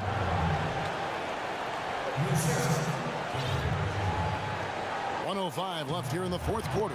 Kukoc passes to Earl. Makes it off the glass. And guys, here in the 4th quarter, still a close game. Instant classic, fellas. This one could come right down to the last shot. New Orleans has gotten fewer than half of their 3-pointers to go down tonight. They're 4 for 9. Here's Davis. And it's out of bounds. They say it was last touched by Markkanen.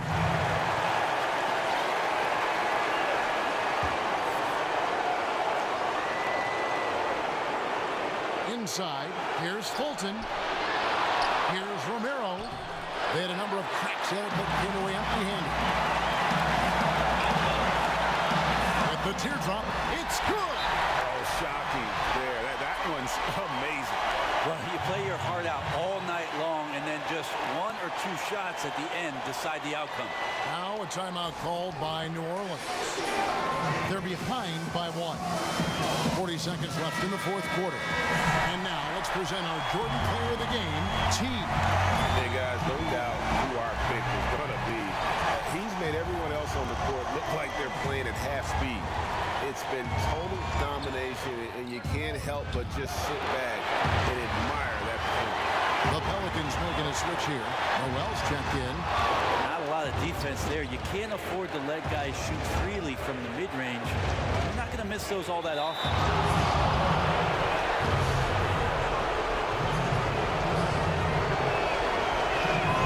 He knocks down the clutch free throw. And so he's good on both free throws, and that gives them the lead. Seems like the more that's at stake, the more he rises to the challenge. Kukoc kicks to Markkanen, back to Kukoc. And there's the whistle. That goes on Chris Dunn. And so he's picked up his final foul. And he will sit for the rest of this game. That's right. No other option but to foul and hope for some missing.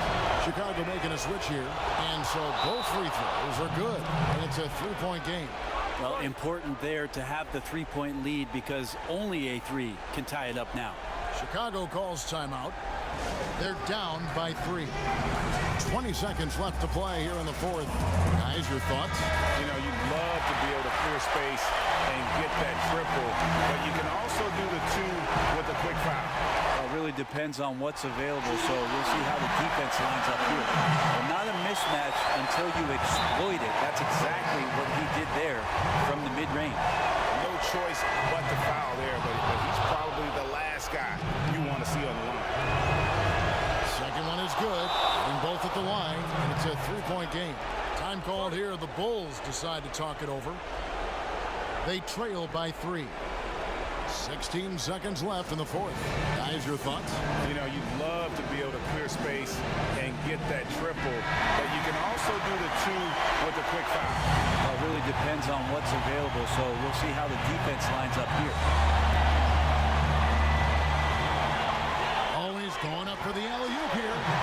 And how about the communication between teammates on that alley-oop? And that's what you need to pull that thing off. And there's the intentional foul. No choice but to stop the clock here. So the first one drops, and that will put them up by 2. And so both free throws are good, and it's a 3-point game. 12 seconds left here in the fourth quarter. Here's Kukoc. No good off the front iron. A bad shot there. Trust is lacking. You got to be willing to make the extra pass. Yeah, just too anxious to try and make something happen out there. This is about the team, not about you. And so he drops them both. It's a 5-point game. Tons of credit there on the focus level to stay calm in a huge moment, and he ices the game. So New Orleans wins it. A truly gutsy performance away from home. You know, it really was. And Kevin, when this one was hanging in the balance late, they showed just what a tough-minded group they can be. Thank you for joining us. That'll do it for now. For Brent Berry, Greg Anthony, and David Aldridge.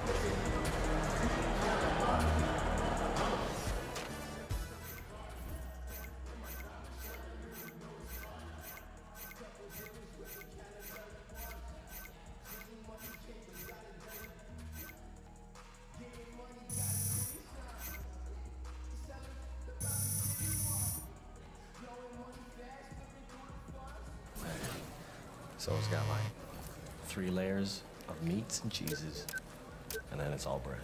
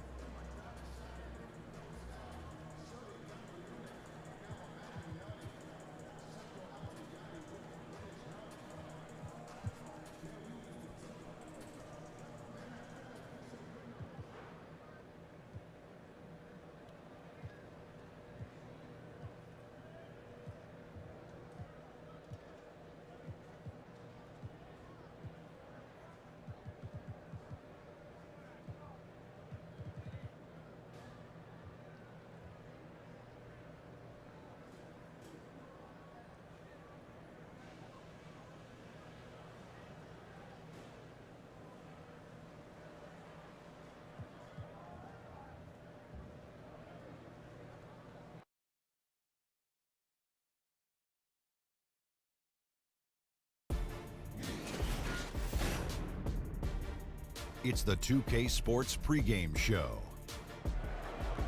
Greetings, everybody. Welcome to 2K Sports. I'm Ernie Johnson here with Shaquille O'Neal and Kenny the Jet Smith. Tonight, it'll be the Chicago Bulls up against the Detroit Pistons. Well, for Detroit, 6 wins in their last 10 games. They'd like to play even better. Tonight, a chance to add to their win total. And the front lines for both teams tonight, powerful, explosive. Shaq, what's the key these days to building a great front court? Well, the more versatile, the better. But it's more about skill and brute strength. You know I'm about skill and brute strength. I was the most skillful and brutally strong guy ever to play the game. It's right, you are brutal. What's so funny? That, you know, front court guys need to change ends. That's what's funny to me, Shaq, and nothing else. I just tell you right now, nothing else is funny to me. You want me to show you how strong I am? I'll flip this table over right now. I believe you could. I believe you could. What you looking at, Ernie?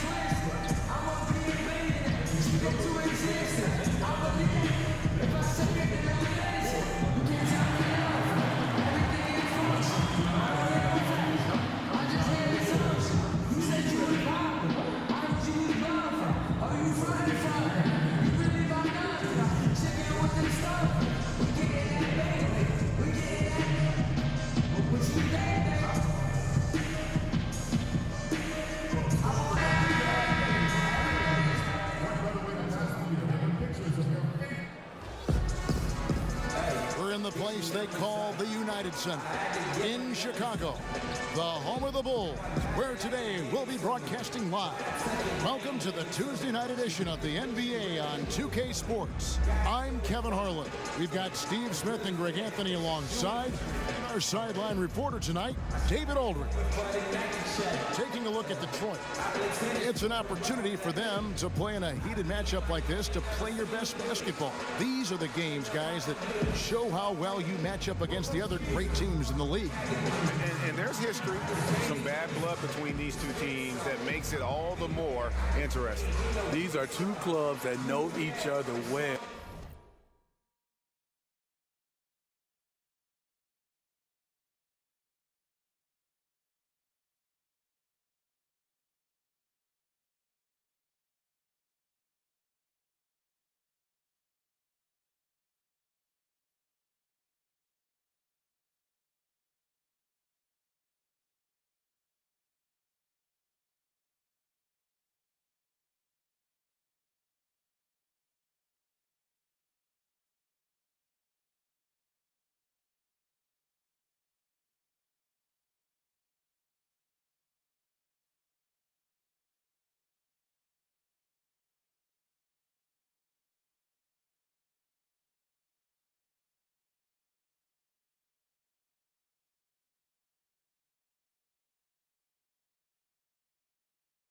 The strengths, the weaknesses. It's going to be a tactical battle.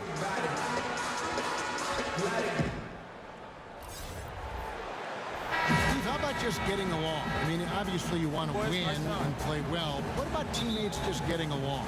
You know, Kevin, I love it because I think there's an expectation if you don't get along, you can't win. There are some teams you can see these two guys don't like each other, and they still win. But then the teams that it's the same for a long time is the teammates that get along. What you want to do is set, goals that's realistic. And if you can do that and obtain that, then you have pretty much a good team. All fueled up and ready to go. Let's check out who's on the floor, courtesy of Gatorade. On the floor for Detroit. Here's Dunn. Right wing. Back to Kukoc.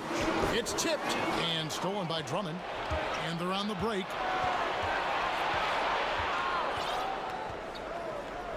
Lobbed up there for Drummond. Oh, and they get in the way of the alley-oop. Not to be. Good play defensively. Here's Kukoc. The three. It's good. He makes his first shot of the game.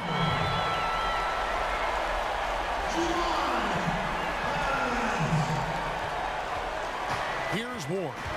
17 points for him last game against New York. Cisse, guarded by Kukoc. Good on the shot. And where's the help? Obviously, a missed rotation. Something they're going to want to patch up. Only the first quarter. Guys are getting in the groove, but communication on the defense has to be better. Now Evans. 9 points last game out. And the pass to Ward.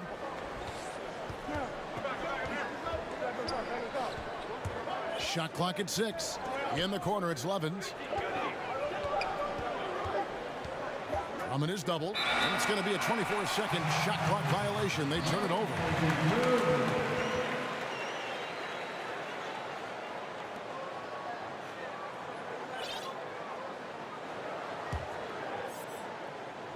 Now the Bulls with it. Back to Kukoc. Off target at the rim. No hesitation. He took it right to the rack. But a quick reaction by the defense.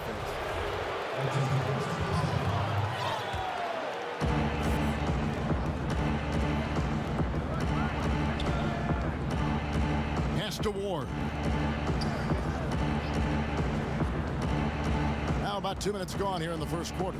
There's the three. They grab their own miss. That one falls. Drummond's got his second basket of the game. No, they didn't put enough body on Drummond. He has too much talent for that. And he's fouled pretty hard on that shot, but he's got the chance to pick up the points at the line. Bulls shooting their first free throws here for the night. And they've shot the ball well this season in terms of their attempts, 81%. And he's good on the second. The Pistons have gone 3 of 5 shooting the ball so far. Okogie, he's guarded by Markkanen.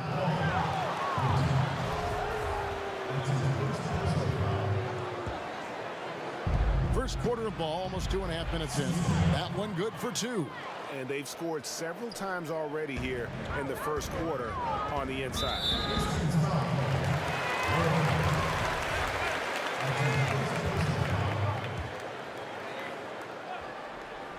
Pistons on defense. 4-point game. Takes it up with both hands and rips it down. What I like is when Chris Dunn keeps his poise, keeps his eyes up, good things happen. Let's send it over to David Aldridge, who caught up with head coach Kenny Atkinson, DA. That's right, Kevin. Now you see where the game changes from where it used to be. He said tonight they've got to get back. If that means giving up offensive rebounds, so be it. He thinks good transition defense is the biggest difference in their chance at winning. Kevin? Thank you, David. So it's Chicago now after the basket by Detroit. To the middle from 8. And the Bulls tack on 2 more. And defensively, this is a nightmare. He's already on a roll. Well, obviously, this was the strategy coming in. Feed him the rock and let him go to work. Here's Ward. Nothing yet on the scoreboard for him. 6 on the shot clock. Pistons passing it around. Okogie. The Pistons rebound. And Drummond kicks to Levens. Here's Ward. No good on the triple. Chicago trailing here. And Lauri Markkanen out of Finland, an extremely high skill level to his game. Smitty, is he a finished product? Not at all. With his passion for the game, he's only going to get better and better. Some 7-footers don't have that drive. He does, Kevin. I mean, tremendous body control in the air. Andre with the easy catch and flush. And that was an unleashed chaos moment indeed. What a spectacular play. Sponsored by Under Armour Hover Habit. And the first time out of the game called for Chicago. Steve, offenses have gotten so good at stretching the floor. What are defenses doing to counteract that? I think that what they're doing right now is they're having guys with the versatility of switching, because if you run pick and roll and you can switch, it keeps everybody in front of you. And I think also right now they're having multiple guys and going deeper to boom! That's how you attack. Wow. Agree. That's nice patience by Zach LaVine, finding the open man, not trying to do it all himself. There's 1:26 left here in the first quarter. Here's Todd. Kukoc grabs the miss. Bulls have gone 50% from the field to this point, 4 of 8. And he could not get that one to go. Out of contact, and he'll go to the line for 2. First trip to the line for him here. And he buried a bunch of shots from the stripe in that last game. And it's tied up with that one.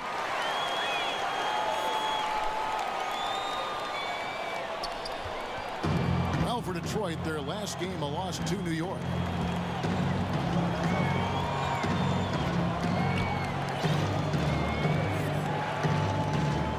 .102 left in the first quarter of the game. Here's Ward. Here's Costa. Drills it from outside. And he likes to get in a rhythm early. Nice triple. And here's LaVine, who brings it up for the Bulls. Back to Kukoc. Stripped away. One-on-one here. Up the floor. Nice pass. Led him to the rack perfectly for the layup. Well, that's why they're in front. Aggressive play at both ends. Nicely done. Here's Early. A three-pointer is right on target. Early's got his first 3 points of the game. The defense disrespecting his range. He goes ahead and buries it. Passes it to Todd.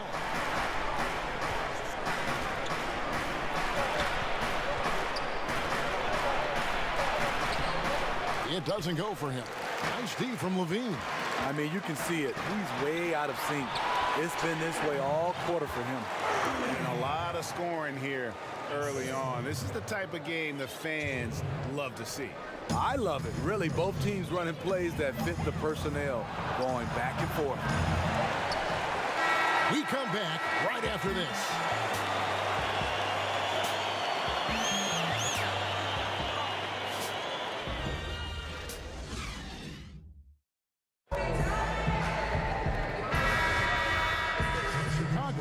Up going with the new group. The Bulls leading by 3. The winners of 6 championship titles, the Chicago Bulls, all in the 1990s, and all with Jordan and Pippen. Yeah, the aggressive D inside leads to a missed opportunity there. You know, he had terrific position, does a good job of affecting the shot without fouling. And for the Pistons, here's Edwin, 18 feet away, and he knocks it down. Great steal to get them in transition. Chris Dunn with the anticipation, so disruptive on the defensive end. Well, the Bulls rebuilt their team a couple times, but then things would unravel. Yeah, you had the Derrick Rose years. He won league MVP playing for the Bulls. Then you had Jimmy Butler. He gets traded. They continue to search for that championship formula once again. It's a chance now to catch up with the 4th member of our crew, Hall of Famer David Aldridge. Well, guys, T in that last outing against the Pelicans lit up the floor. He had 29 points, and as he always seems to do, piled up rebound after rebound.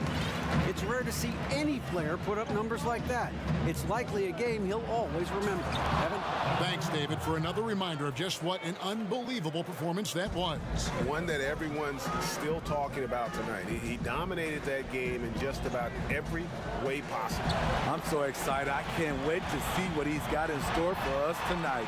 Maybe he tops himself again. I think he just might do it.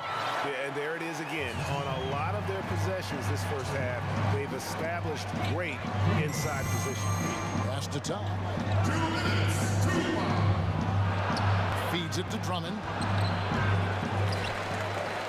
Pistons passing it around. And the shot goes in. Here's Dunn. He averages a bit over 6 points a game. Back to Kukoc.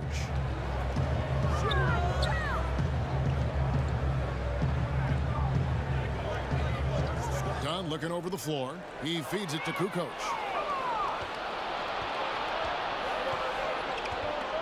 Kicks it to Levens. Lets it go with a 3. The shot will not fall. And it's Chicago the other way. Defeated by the Pelicans in their last game. They'll try to put that one behind them. Yeah, they were able to keep it close for the most part, but you could just tell they were not in sync as a unit. Communication seemed to be missing, and if you want to come away with a lot of wins, you have to have that. You look at that lead pass there, he just has such a great feel for the game. And the Bulls making a change here. Dunleavy's checked in. A 5-star recruit out of high school, Drummond, one of the more talented centers we have in the game. And a good opportunity here to go 2 for 1. But you also want a decent shot if you can get it. That takes priority. They should continue to get the ball inside. The defense struggling to contain them. Inside and stolen by Drummond. Kukoc with the steal. There's Markkanen. A second chance effort. Shooting foul as the whistle blows. He'll shoot 2 free throws. And with the offense getting right to the rim, at least they saved the layup. For Chicago, they have been shooting right around 75% at the line, 9 of 12 so far. Carter, he's checked in for Chicago. Early comes in for Chris Dunn. The Pistons trailing. In the corner, it's Levens. And Detroit again with the bucket. Timely passing leads to assists, and that's been the recipe for success. Here's Kukoc. That's in, and that's his 4th basket of the night. He's taken 7 shots, a solid 57%. Well, if you wonder why they're in control of this game, just look at his stats from the field. Solid, solid, solid. Now, here's Levens. He puts up decent numbers on a nightly basis, averaging about 10 points a game. Billis, and it's good, but hold on. The officials may want to look at that one on the replay monitor. And the teams are going to have to wait before heading to the locker room. They're going to bring out the monitor and see if he got that shot off in time. And the replay center out in Secaucus delivering the footage. And guys, it sure looks like the shot left his hands just a moment too late.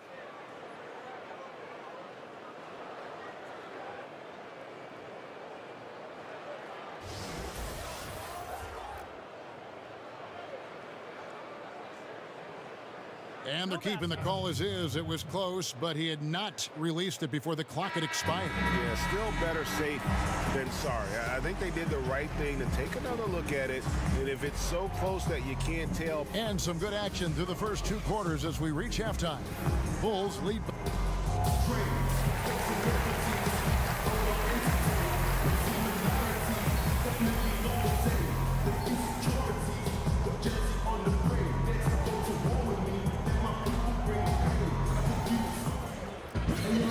We've got second half action for you, and if the next couple quarters are similar to the first, this one could go down to the last possession. Andre Drummond has been sensational. Unbelievable the way he dominated that offensive glass in those first 2 quarters. Just a great effort for him for the entire half. He bullied his way inside for a ton of rebounds, and until they get a body on him, he's just going to keep coming at him. We've got Kukoc. He's out there with Markkanen. Dunn is out there with Earl. So that's the 5 in the game for Chicago.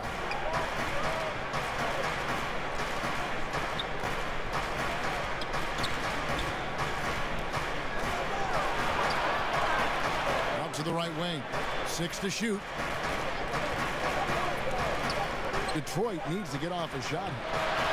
Kukoc grabs the miss. The Bulls leading by 4. For the 3. Another 3 for Chicago. The execution on point. Just terrific timing on these passes. You know what? Controlling the pace, being patient, great vision. We're seeing it all tonight. Here's Ward. Dunn covering. And that one's good. Drummond's got 16. He's learning how to score in more ways. Andre now able to sustain offense rather than it being so sporadic. Smitty, we've asked you in the past about what you miss the most about playing. What is something that you don't miss about playing? You know, I think the travel time away from your family. That's the one thing I did miss. And obviously when you're a team, that becomes your second family. You get a chance to be around those guys. But when you're gone away from home, the amount of days and times that we are, that's the thing I really don't miss, Kevin. Markkanen pulls it in. Chicago leading. Back to Kukoc. It's in and good for his 6th field goal in 10 attempts. Yeah, the onslaught continues. He's been unstoppable now for a couple of nights. The momentum is building, scoring in a bunch of ways. That's why his number keeps getting called. Ward misses. And here's Dunn. He'll bring it up for the Chicago Bulls. Looking ahead to the... Terrific. He's going to put that one in his scrapbook. Insane dunk. And now they're starting to rub it in. Build up a lead, and here we go, baby. It is showtime. And that last replay, courtesy of the Under Armour Hover Havoc, unleashing a little bit of chaos. Out to the wing, Cisse. Here's Levens. Can't connect from short range. And typically he has the touch to finish when he's in tight, but not sure on that possession. Here's Ward. They've been leaning on him for a decent chunk of their offense. He's averaging over 15 points a game. Hey, guys, that's a big swing right there. I mean, taking the steal and then turning it into 2 easy points on the dunk. No telling how important that sequence could turn out to be. No doubt, that could be a gigantic swing in momentum, given how that sequence developed. The Bulls have made 10 of their 14 tries at the free throw line in the game.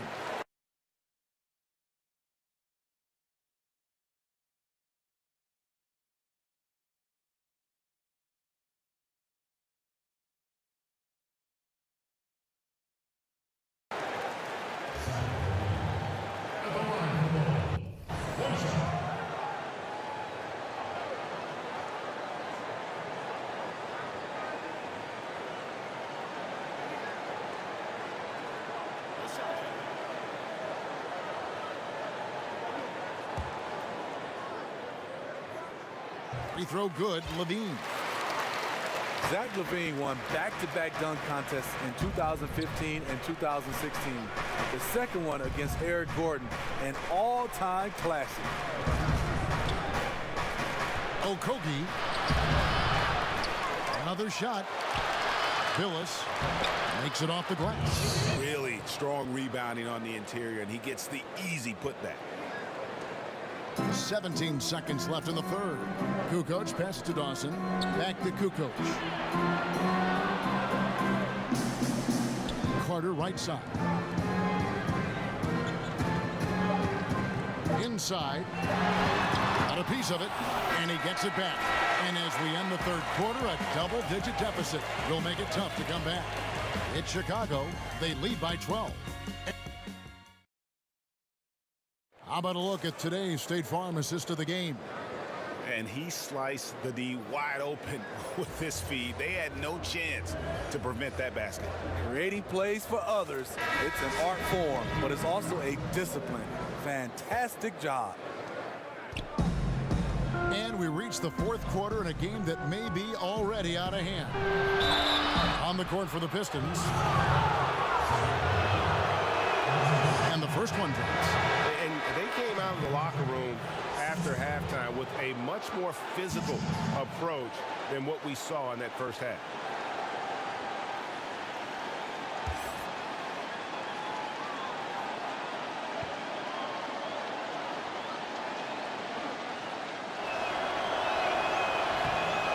that one goes in. 2 from the line that time. The Bulls leading by 10. Out of bounds, Detroit takes possession. And he throws it right out of bounds. Careless mistake.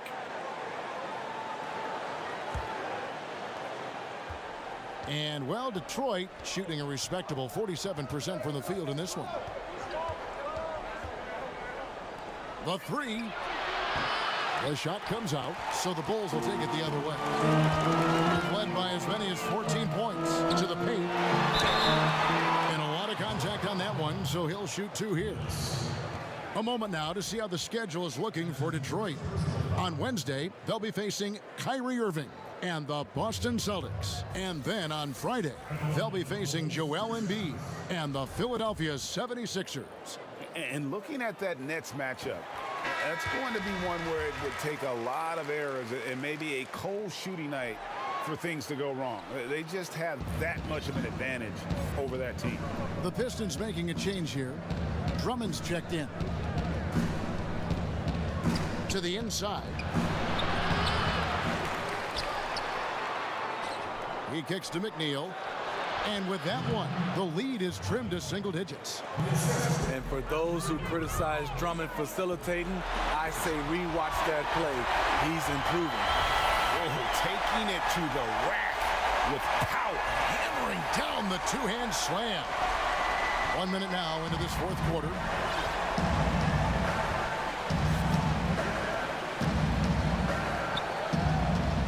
Lobbed up there for Drummond. Throws down the alley-oop slam. And maybe that'll trigger them. Impossible not to get pumped up after that. Yeah, well, you can see the immediate reaction of the guys on the bench. They are pumped up. Now, how about breaking out the Statue of Liberty on that dunk? A nice way to pad that lead a little more. You're right. About a minute and a half through the fourth quarter now. I love the technique he uses, leveraging his position down low, then just using sheer size to snatch the rebound. Another triple, and that's been the story of this second half. Coming out of the break, they've relied on their perimeter offense to generate points. Right now, it's working. Time called here. The Pistons decide to talk it over. Well, we know, Steve, the GMs are in a tough position in this NBA. Trying to win, obviously, is the #1 desire, but they got to balance everyone's view of the landscape. Winning now as opposed to looking what's best for the future. And it's totally hard because we all understand what happens. Because you get penalized at the end of the year if you're not a team that's, pretty much locked in the playoffs. You almost want to lose games to get a chance to have a better chance to get a higher draft pick. I think it's something that over the course of the next few seasons, this will be looked at very closely. And let's catch up with our sideline reporter, David Aldridge. Thanks, Kevin. Kenny Atkinson had some words for his team during the break. He was not happy with their play. He told them, we're getting outworked out there. Simple as that. We got to dial up our effort. Kevin, we'll see if they have enough to get it done. And they get it. And it's Chicago with the rebound. Markkanen's got rebound number 5 here tonight. And with the success they've had rebounding the basketball, they're right where you'd expect them to be, firmly in the driver's seat. The ball movement on this run has been fantastic and is a big part of why they've been able to get these good looks. They need a bucket in a big way here to regain some confidence.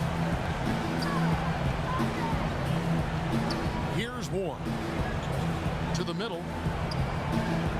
Here's Drummond.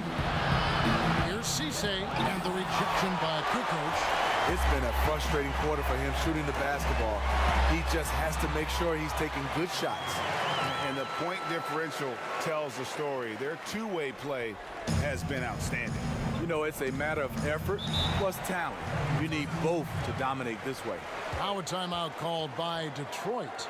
Well, we're always talking now about the modern super teams, whether they're a good thing or they're bad for the game. But the counter is that we've always had super teams at one time or another. Would you agree? Yeah, I think we've always had super teams, Kevin. You look back at the Lakers with Magic and Kareem and Worthy. Those is kind of like a big three. And you look at the Celtics back in the day with McHale, Bird, Parrish, those guys. I think right now what you're looking at is we haven't seen where MVPs go join other MVPs. That's where it's been the change right now. Now you're seeing the super team. That's why I think it's changed. To the paint, shoots. Another one falls for Chicago. And it's been about that execution offensively. I mean, they have been superb. That's what's extending this league. The right plays, right time, and good finishing. Now the feed to Drummond. To stop the drought, it's deflected. Done with it. Here's early. And the three off target. If you're trying to keep the defense honest, that's the one you really have to make. And there's 1:45 left to play in the final quarter. Here's Ward. Shot clock at 6. Here's Drummond. 2 free throws coming up, and they call the shooting foul. Smitty, you're looking around the league right now. Certain players extremely smart. Which guys do you think will make the transition the easiest from player to coach? You know, some guys that stick out. Chris Paul, I think Mike Conley, LeBron James, obviously. Those guys, they just stick out. You can see their coaches on the floor, Draymond Green.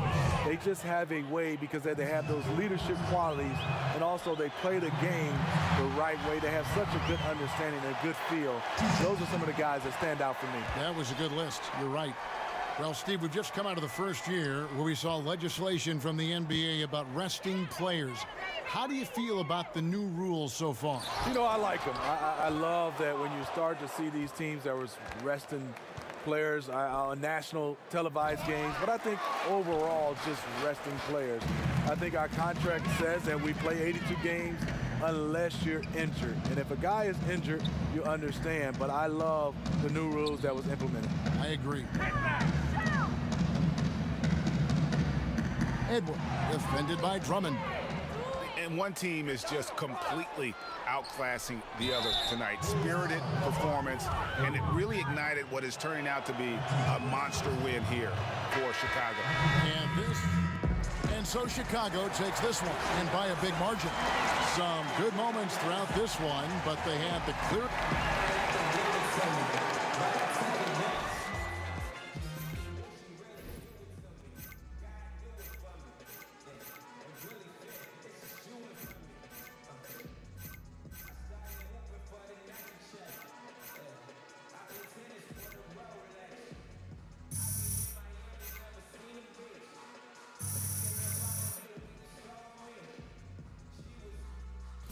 This full-size basketball court in my spot, right? And, you know, come over, you know, we can shoot around, play a game, whatever you want, you know what I'm saying? Yeah, anytime. Just invite us. Yeah.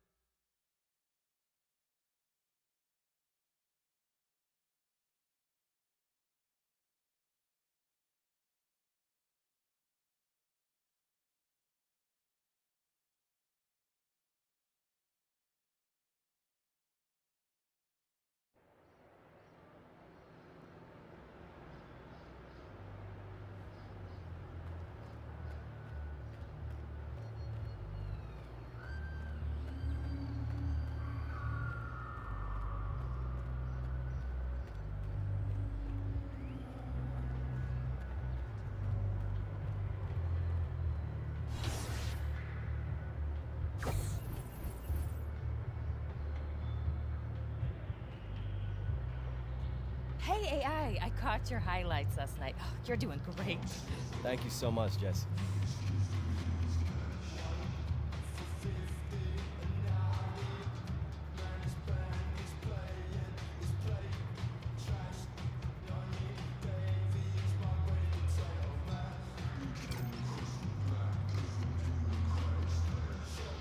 Yeah, I'll take that. Thanks for the help.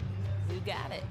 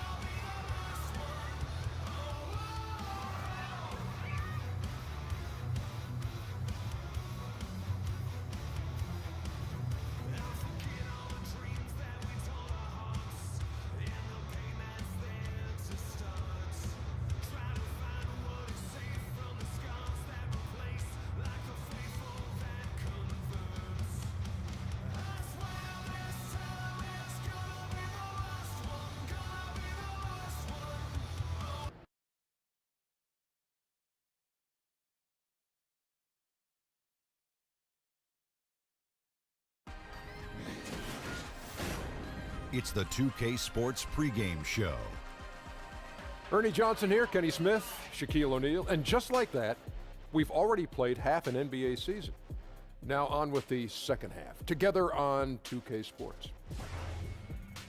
Tonight, it'll be the Chicago Bulls up against the New Orleans Pelicans. Well, for the Pelicans, they're excited about this one and will be laying it all on the line. The intensity, palpable. Two top caliber teams facing off on the hardwood to do battle. Great center matchup tonight, Shaq. I know.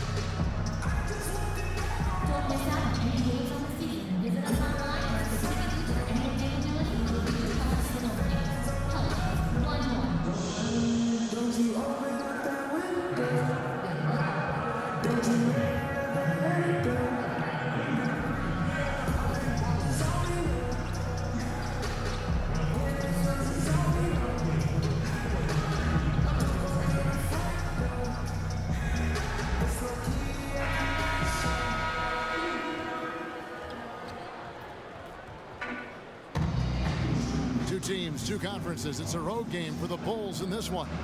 We're happy to have you with us for 2K Sports midweek presentation of NBA basketball. I'm Kevin Harlan alongside Clark Kellogg and Greg Anthony. From the sideline, our Hall of Famer, David Aldridge. You take a look at New Orleans, pretty much the heart of the NBA season, and reflecting on how they've been executing, it has been solid. And they're playing some of the most impressive basketball we've seen all season in the NBA. It's hard to think of any team that's played better than they have during this streak. And Greg, I love the attitude they're bringing onto the court every night, the belief you can see in this group. It's going to take something very special to beat this team.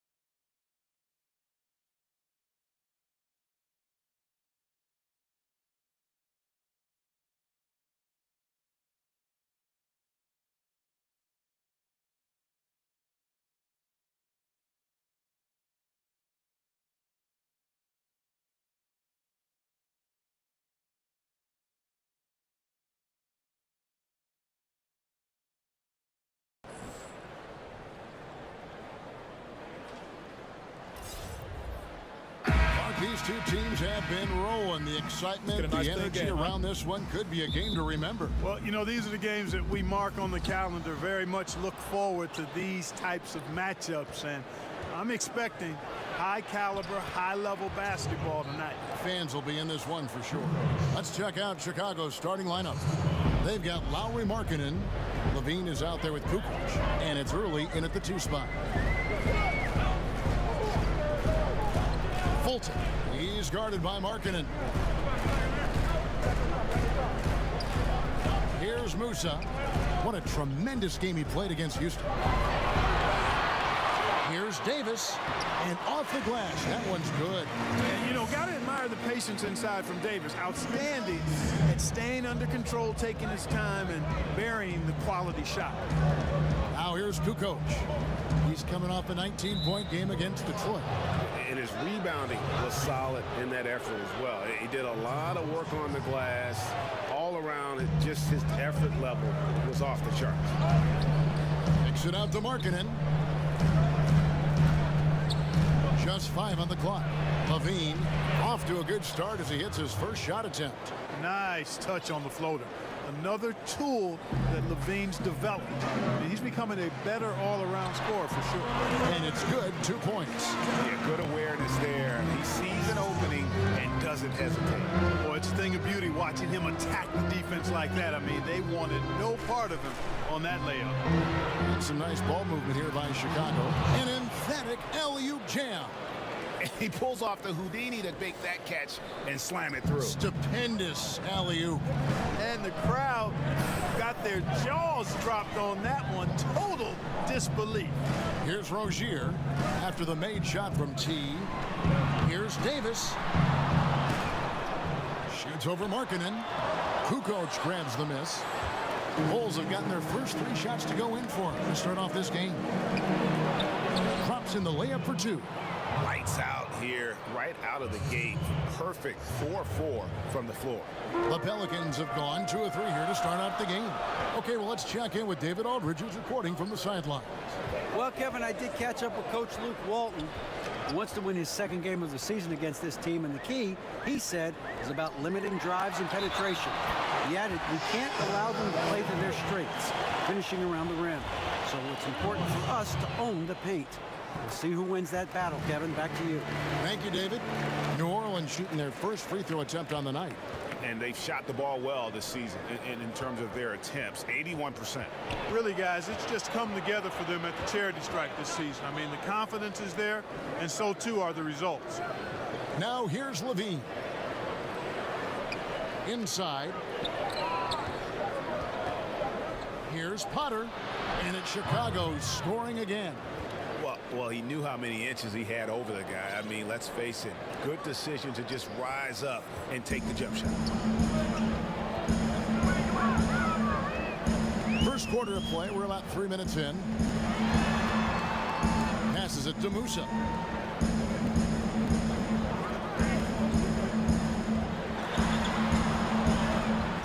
Cuts it 5. That one wide left. Not sure what the D was doing there. Clearly a breakdown. You can ill afford to give a guy like him that good a look. Kukoc can't get it to go. That is some tough defense there against one of the better finishers in our game. Right side Davis. Shoots over Markkanen. And the basket is good. Got it to go through on the contact, so a free throw coming up. A great opportunity for a 3-point play. Both teams will make substitutions. The Pelicans have shot just 1 free throw earlier, 1 for 1 in the game. Davis is really the total package, a mobile, sharp-shooting big guy who can score from everywhere. And the first time out of the game called for Chicago. Their last encounter was in Chicago. Man, that was a stinker. I mean, that's one of those games where you really can't find anything that they did well. The game just got out of hand and really just a shaky performance across the board. Yeah, and I'd have to agree with you, and you know how optimistic and positive I am, but it's hard for me to find anything positive to take away from that. That's a game you just want to forget about as soon as you can. And the rejection by Noel. Looking at the last game for the New Orleans Pelicans, it was a win against Houston. Carter pulls it in. Guarded by Erickson. Here's the pass to Dunn. Stolen away. Nice job to interrupt the alley-oop attempt there. Richardson gets a wide open look. It's a very good look and converts. Richardson's got his first basket. Nice to see how easy he takes over games. Makes it look elementary. I mean, that's why they feed him the rock so much. Carter down low. Noel on him. Back to Kukoc. And T is going to pick up the foul. That is his first foul of the game. New Orleans in the lead. So for Chicago right now, Kukoc is out there with Irv. Then it's Zach LaVine. Then it's Lauri Markkanen. And good that time. And really, it's been a major aspect of their offense in the early stages here. Their success working the ball inside and getting points from close range. It's stolen by Davis. And New Orleans pushing it up now. 2 free throws coming up, and they call the shooting foul. No question, he got bumped on that shot. Yeah, the officials didn't need to talk that one over. It was obvious. The Pelicans have been good at the line so far, 5 of 5. Off on that one, so he goes 1 for 2 at the line. We try to stop, hold down, combat great offensive play. Clark, in your eyes, what are the keys to great team defense to do that? Yeah, there are a couple of things, Kevin. One is communication, attention to the detail of what you're trying to minimize or take away. Good offensive teams, you're not going to be able to take away everything, so you try to prioritize what you're going to take away. And then just a collective commitment to communication and to helping each other, because you can't do it at a high level by yourself when you're facing a really good offensive team. Everybody has to be on board and locked into what you're trying to get done defensively. Here's Kukoc, and there's the slam dunk to finish it off. An aggressive move and fantastic finish. Trying to send a message with that slam, I think. That's exactly how you send it. 2 hands and down. And let's catch up with our sideline reporter, David Aldridge. Well, guys, T in that last outing against the Pistons was outstanding. He ended up with 19 points, and along with what he did on offense, he had a big defensive night as well. He really had his fingerprints on the game. Did pretty much whatever he wanted. And it will be interesting to see how he follows it up here tonight. All right, David, thank you, guys. Could you believe that performance? Wow. I mean, it was really something to see. Yeah, he showed everybody just how special he is when he is on his game. Greg, something really stoked his fire. Man, there was no holding him back. And when a player is that locked in, you just got to sit back and enjoy the ride. And guys, right now, the defense mentally not there. Can't afford too many of those in a close game like this. Yeah, Jay, you're right. Almost a free run for him there. Momentum can swing on plays like that, Kevin, especially when the finish has that much thunder on it. And here are the Bulls now, following the score by New Orleans. Uncovered. That one's not going to go. And Chicago will go the other way with the ball. They put up a nice win against Detroit the last time out. Yeah, unfortunately for them, I thought the opponent's defense just never showed up. Yeah, you know what? The waters were calm for most of the game. I mean, little resistance, felt like they could get any look they wanted at any time. Yeah, in this quarter, they've had the right approach, driving and drawing, initiating contact, create opportunities, get to the line. Yeah, I like everything you said there, because when all else fails, if you can get to the stripe, that's really a good way to change the momentum in the game, because you get points and you also slow down the opponent because the game isn't going up and down as much. Time called here. The Bulls decide to talk it over. And with everything that Anthony Davis does on offense, it's just mind-boggling. His scoring inside and out, the percentages, he does it all. He is undoubtedly one of the best big men in the league, and many would argue he is the best in the NBA. Early kicks to LaVine. Down low. Kevin, I like what LaVine showed there, not getting so locked in to his own offense. Keeps his head up, finds the open man.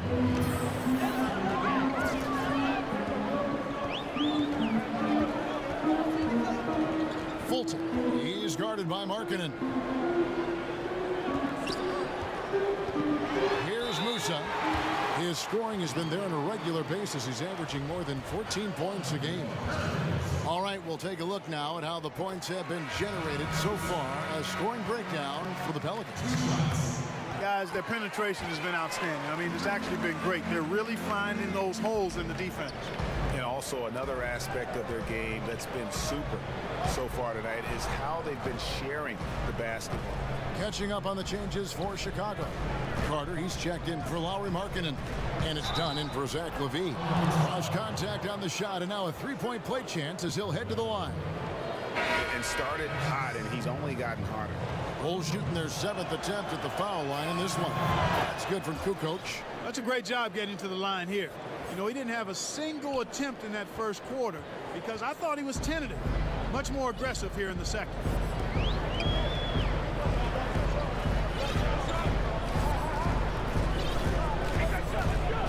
There's 48 seconds left to play here in the second quarter. And they haven't been able to turn it into a big lead, but their rebounding advantage is starting to add up.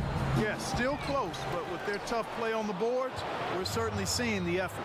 Just a grinder, always doing the dirty work on the offensive glass, and that's one of the things he brings to the table. Here's Richardson. Softly drops in the floater. Richardson's got 10 points. Oh, such a field shot there, the floater. 2 seconds separating the shot clock and game clock. And then Carter with the jam.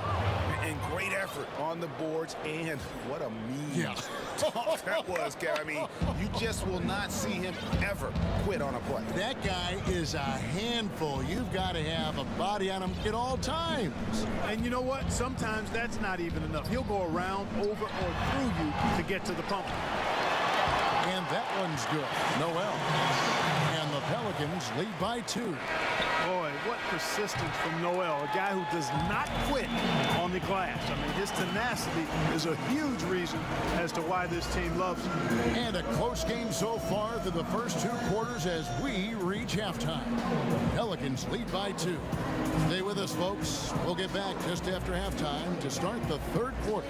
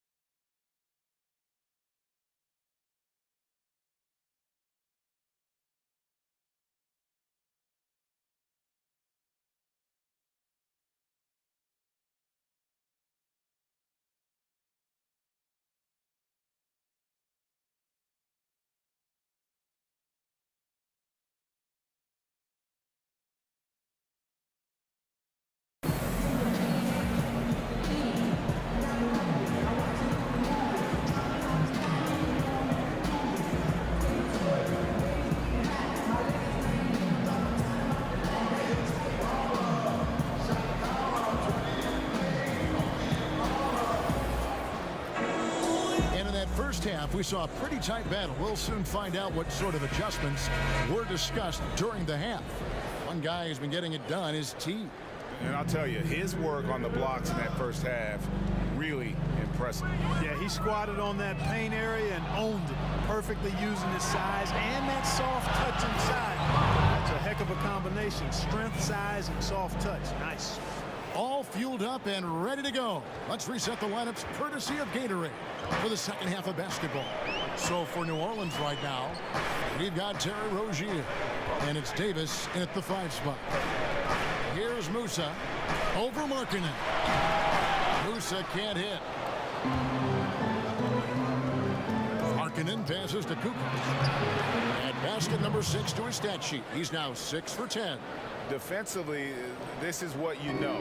He's coming off a hot game and looking to keep it rolling. As well he should, Greg. I mean, he always is looking to score the ball, even more so when he's hot.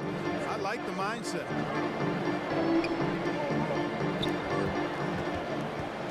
Shot clock at 6. And so it looks like the Pelicans will retain possession here.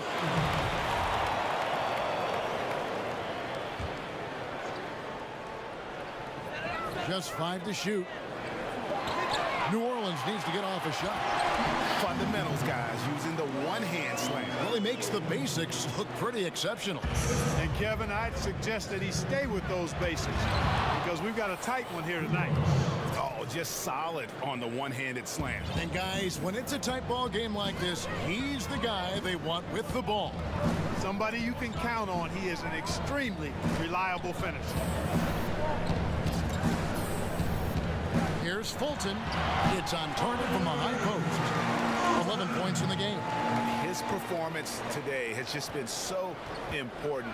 What a luxury to have a guy that's that dependable. Clark, you had a tremendous college career, excluding yourself. Give me the best NBA player from your alma mater. Wow. I would probably lean towards Jerry Lucas as the best player coming out of Ohio State. And then you look at his pro career, it was pretty solid as well. I thought Herb Williams had a fantastic and long pro career. John Havlicek maybe would rise to the level of the best NBA player of the group that came out of Ohio State. Jim Jackson is another name. Evan Turner still playing. But I think John Havlicek probably in longevity, championships, Hall of Fame stature.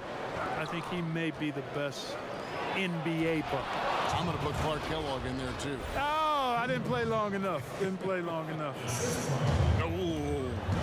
Oh, inflicting some punishment with the two-hand flush. They're going for the throat. Now's the time to do it. Keep attacking that rim. That's the kind of D that you're not going to find success with, guys. They've got to get a hand in the face. Here's Kukoc. It's deflected. And New Orleans pushing it up now. Goes up, rips down the breakaway slam. And that's a terrific sequence at both ends there. There was the block shot, then the run out, and nice finish on the break. Now here's Kukoc. 21 points in the game. Hunter, Rozier defending. Stolen away. Down low, Fulton. Count that as his 7th field goal, 9 tries. Shooting 78%. His shooting has been outstanding. Definitely one of the reasons they're up in this game. New Orleans has gone 3 of 5 from beyond the arc so far tonight. To the inside. Here's Erickson. Shot goes down. Very quick possession right there. And now a 4-point Pelican lead. Time called here. The Bulls decide to talk it over. And with the Tide running against them, needs to talk it over with his guys. You're exactly right. Halting the other team's run momentarily. Let's see what he comes up with now, Greg. And here in January, a few teams starting to solidify their spots in the power rankings. Others not so much. Taking a look at New Orleans. They're moving on up. 4th spot in the rankings this time around. And you know, right now for the Bulls, they continue to obliterate expectations because they found a way to get the most out of the guys on this roster. Now here is Carter. He's got 6 over Noel, and the Bulls with another miss. Boy, Kevin, he just clanked that one. I mean, surprising because the defense wasn't really in the picture. Now Richardson. Noel up top. New Orleans moving the ball around. Inside. And he goes strong with the one-handed jam. And nobody, guys, among the defenders stepping up to challenge him on that drive to the 10. And Greg, he says, thank you very much, and sails in for the flush. And those are the kind of sequences that tell you why the score is what it is. Bulls making a switch here. Dunleavy's checked in. 1:46 left to play in the 3rd. This offense has really been clicking. And they know it, guys. They're playing right now with the kind of energy that is hard to deal with. Bulls trail by 6. And Josh Richardson at the University of Tennessee was a pre-med student, plans on becoming a surgeon. But when the NBA became a possibility, he said he had to switch to an easier major. And instead of spending 4 hours a day studying, he put that time into the gym. The terrific defender in college, was the 2-time All-SEC defensive player. And with the newfound focus on basketball, he has blossomed as a scorer. Here's Dunleavy. He's still scoreless so far in this one, and the shot is good. You know, this is something Dunn's trying to work on, firing off the catch, becoming more fluid, a little less robotic. Kicks to Richardson. 50 seconds left in the 3rd quarter.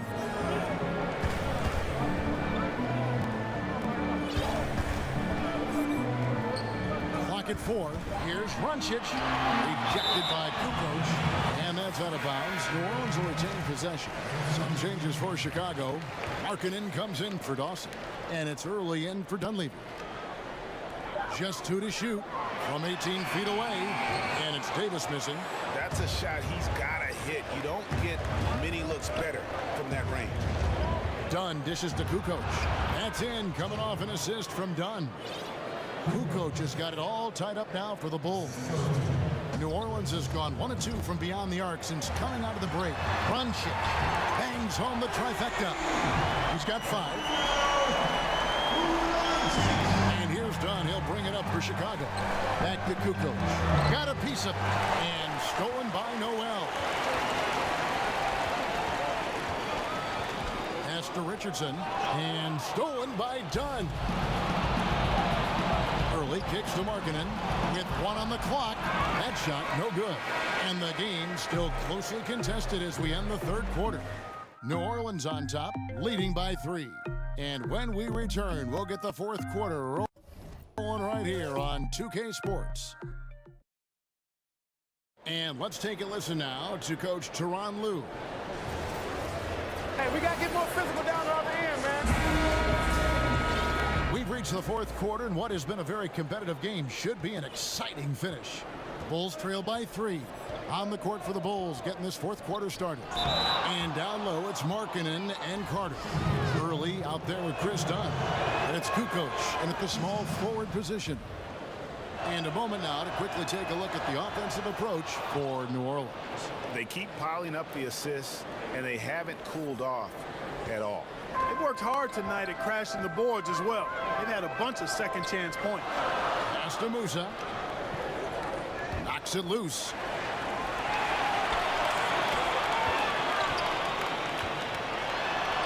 And the layup is good. And the Pelicans lead.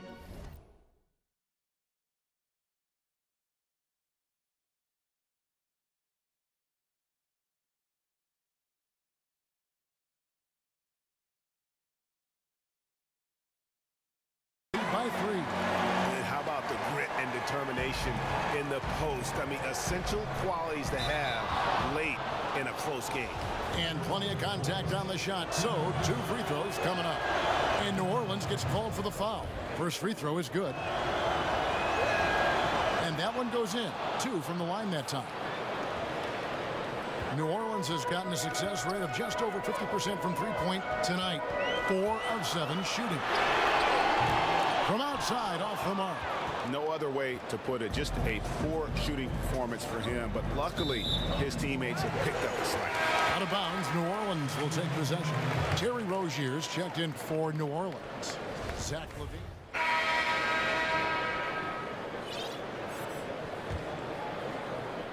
And we're about 3.5 minutes into the 4th quarter.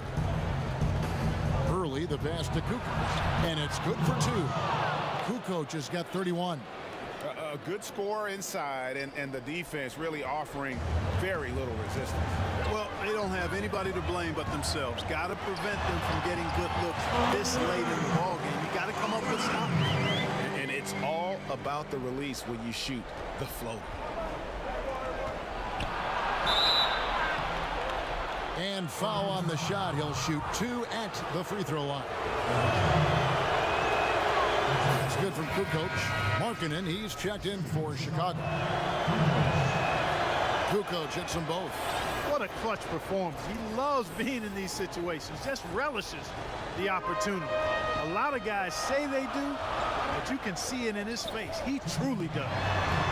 Now, here's Rozier. Here's Davis, and it falls over the rim and in. Davis has got the lead up to 7 now for New Orleans. As dangerous as he is inside, Davis gives opponents. Oh, wow! My goodness. That is not possible. What we just, is that possible? I think it is, Greg. Not probable, but like possible, like you said. Kevin and Greg, I'm telling you, that is he's one of the few players in the NBA who can pull something like that off. Great job getting to the right spot on the court. Beautiful passing all the way around. New Orleans leading by 7. to the inside. And a strong finish with two hands. That's exactly how you set the table. Great dime there. Here's Kukoc, and he could not get that one to go. Out of contact, and he'll go to the line for two. He doesn't hit the first, and that was the one they really wanted. He's got one more, though. And the second of two is good. That brings them within 8. Not nearly as productive a trip to the line as he'd have liked. They need all their free throws to go down at this point. Now, here's Rozier. And here is Davis to the middle. Here's Romero. And that one falls coming off of Davis's feed. And the Pelicans lead by 10. And we'll just watch the clock wind down, guys, in what will turn out to be a win here for the Pelicans. They had a fantastic play from the bench. And this team has great depth, and they showed it in this game. And so the hard work and effort paying off tonight, putting another win in the books. That'll be win number 27. A 2-game season series. They win them both and complete the sweep. And, Greg, that's a nice feeling to get the sweep. Even though it is a small number, still nice to get that sweep. Here's early. The Pelicans make their last shot. Passes to Rozier. And it's Chicago with the rebound. And really nothing they can do now. They just got to play this one out. Yep, this one's a wrap, partner. Out to Kukoc.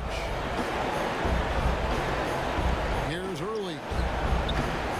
That three off the mark. That's tipped. Rozier with the ball. The pass to Musa.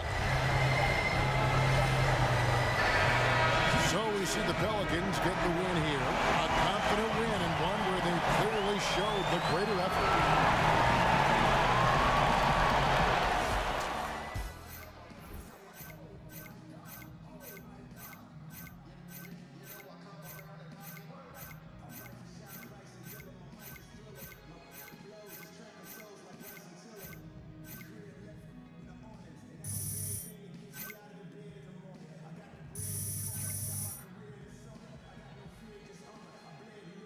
All-time defender.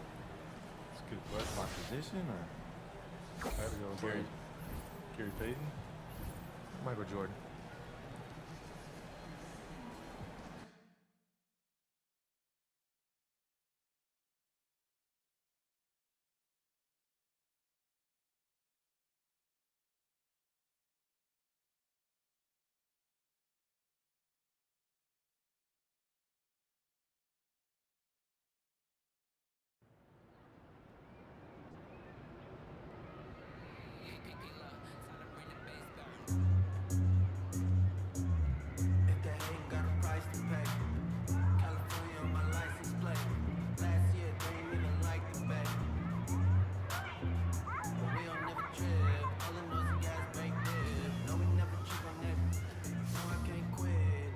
Welcome to the Boost Bar. Can I help you decide on anything?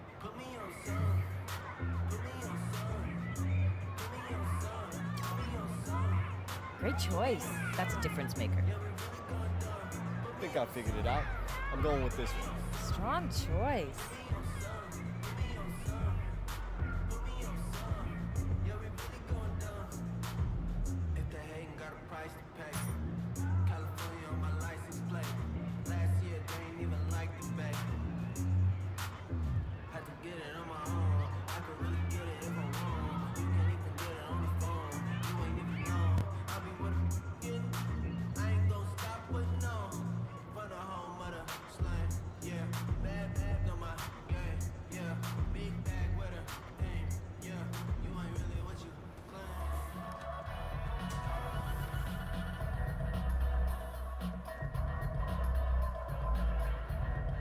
Hey, what can I get for you today?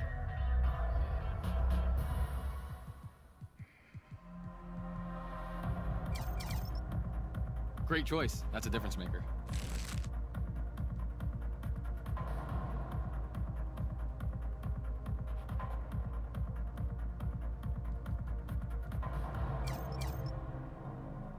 Yeah, there you... All right, I'll take this. Thanks. You got it.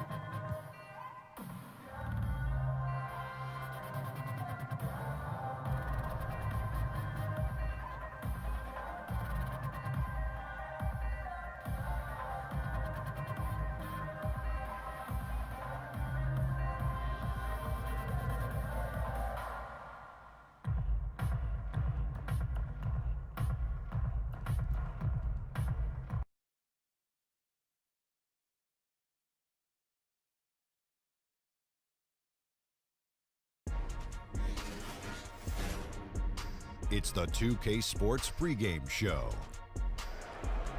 Hey, y'all. Ernie Johnson, Kenny Smith, Shaquille O'Neal. You're watching the NBA on 2K Sports. Tonight, we'll see the Los Angeles Lakers as they play against the Chicago Bulls. For Chicago, they've gotten the job done in every way possible this season. They're sitting pretty with the best record in the league, East or West. And tonight, we get a chance to watch Lonzo Ball. Hometown draft. 2K Sports welcomes you to the following presentation of the NBA.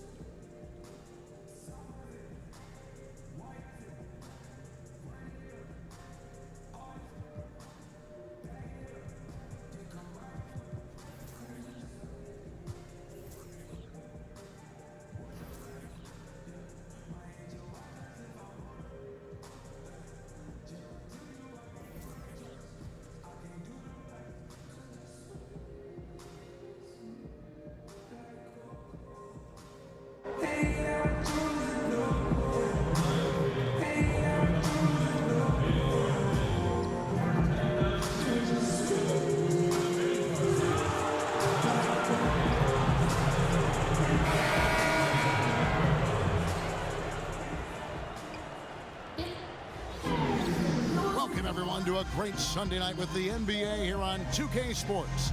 This is Kevin Harlan, and by my side, Chris Webber and Greg Anthony. From the sideline, Hall of Famer David Aldridge. Earlier this season, it was Chicago who came out on top in the last meeting against the Los Angeles Lakers.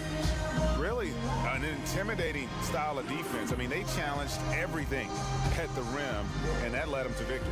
That was a big-time block party. Even several shots they didn't even get a hand on were effective.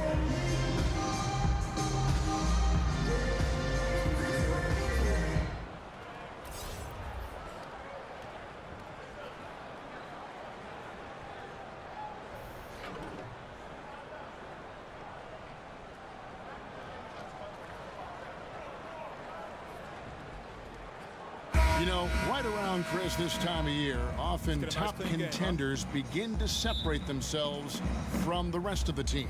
Yeah, now is when guys start feeling comfortable. They're getting into their groove, Kevin. This is when they're getting their mojo back, and they're in their roles, and they got their timing. And now you just have to let the ability show through. And how do you do that? By realizing that your muscle memory, realizing that you practice, realizing that you put in the hours, trusting that, and now going out and just being yourself and embracing the moment. Now let's take a look at the Bulls' opening lineup. Kukoc is out there with Markkanen. Then it's Chris Dunn, and it's early in at the small forward. Pass to Kuzma.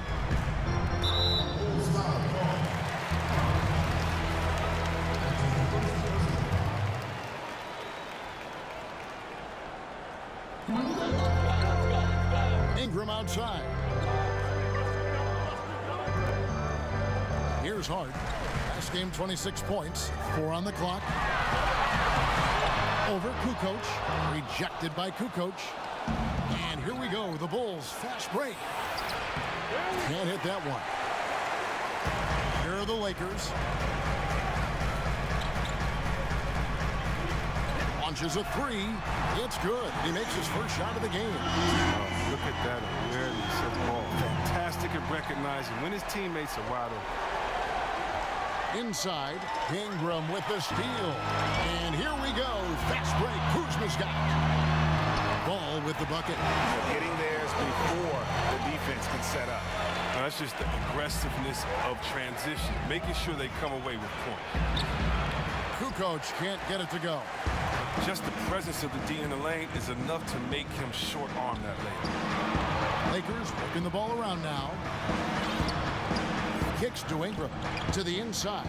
Ball, and it's blocked by Kukoc, and it's out of bounds. The Lakers able to retain possession here.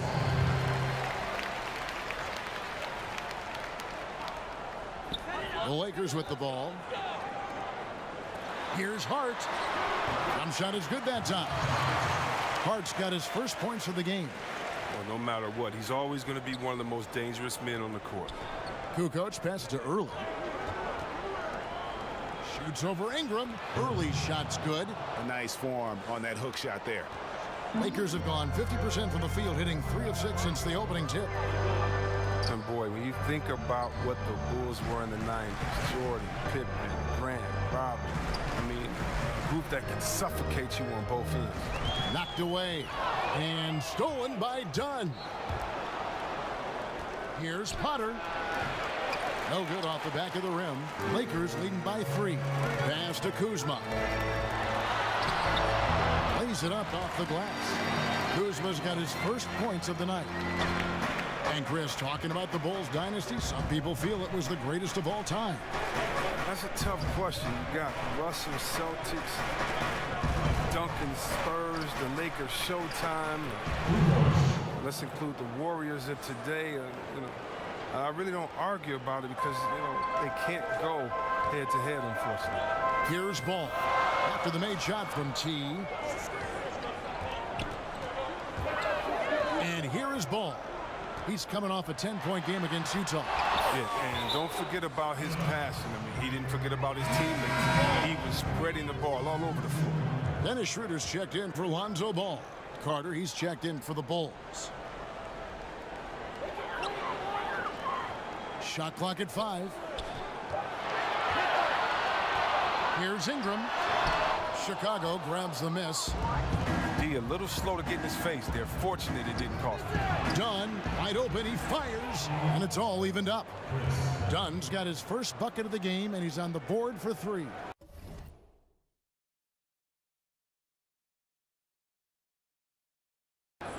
Just over 3.5 minutes gone here in the first. Kicks to Kuzma. Passes it to Hart. Back to Kuzma. And Kuzma slams it in. Wow, you see how fast he got off the ground? I love whenever Kuzma rises up to throw it down. It's stolen. It's 2-on-1. Schroeder with the ball. Now guarded by Dunn. And Kuzma slams it in. Chicago shooting their 4th shot at the foul line here. And they've shot the ball well this season in terms of their attempts, 81%.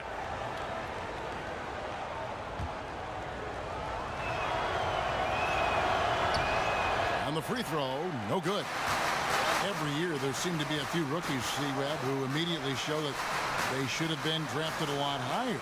Why is there the difficulty in placing these guys where they should be drafted? Why are evaluations sometimes wrong?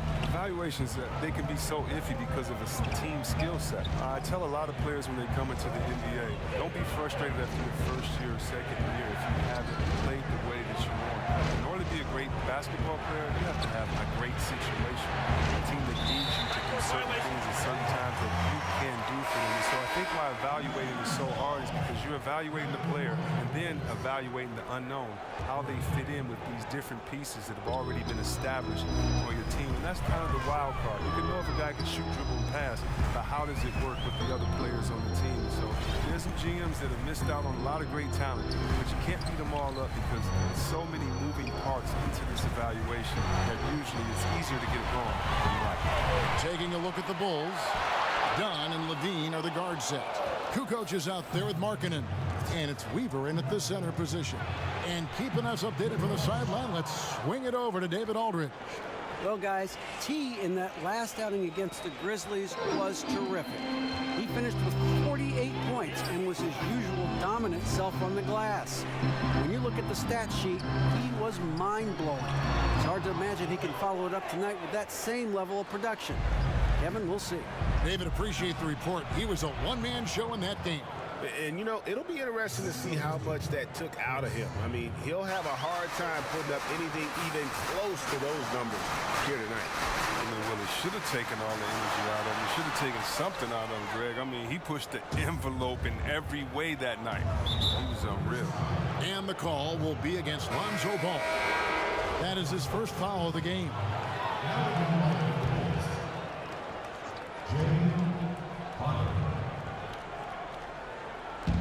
Dunn kicks to Kukoc. Some nice ball movement by the Bulls. Ball with a wide open look. Drops in the tray. Bulls got 5 points so far. This is the mindset Ball has. If you're not going to guard him closely, he'll torch you off the pass. And you can see him give a little nod and then just burst to the rim for the alley-oop slam. A pair of teammates, Greg, with a terrific feel for each other. And a tremendous Unleash Chaos replay coming to you courtesy of Under Armour Hover Hats. And there's the foul on the shot. He'll go to the line for 2. And the foul goes against Chicago. His quiet, easygoing nature, that's what Ball brings. That's what makes him so likable. He's someone his team loves to play for, and they generally respect. A lot of people have a lot of opinions on Lonzo Ball, but one thing is for sure, Chris, he is a playmaker. Oh, yeah, and his teammates love to play with him. That's a big thing, Kevin. I mean, he's a natural catalyst for this team. And it goes beyond his impressive passing numbers. I mean, you can see just how different the team is when he's on the floor. I mean, and it means they're moving, they're running. He came into this league advertised as an unselfish playmaker, and he's been that answer. About that one, the Bulls' lead has been cut down to just 1 on the bucket from Ingram. Shot over 40% at Duke. And though he struggled a bit as a rookie, you knew Ingram's stroke would come around.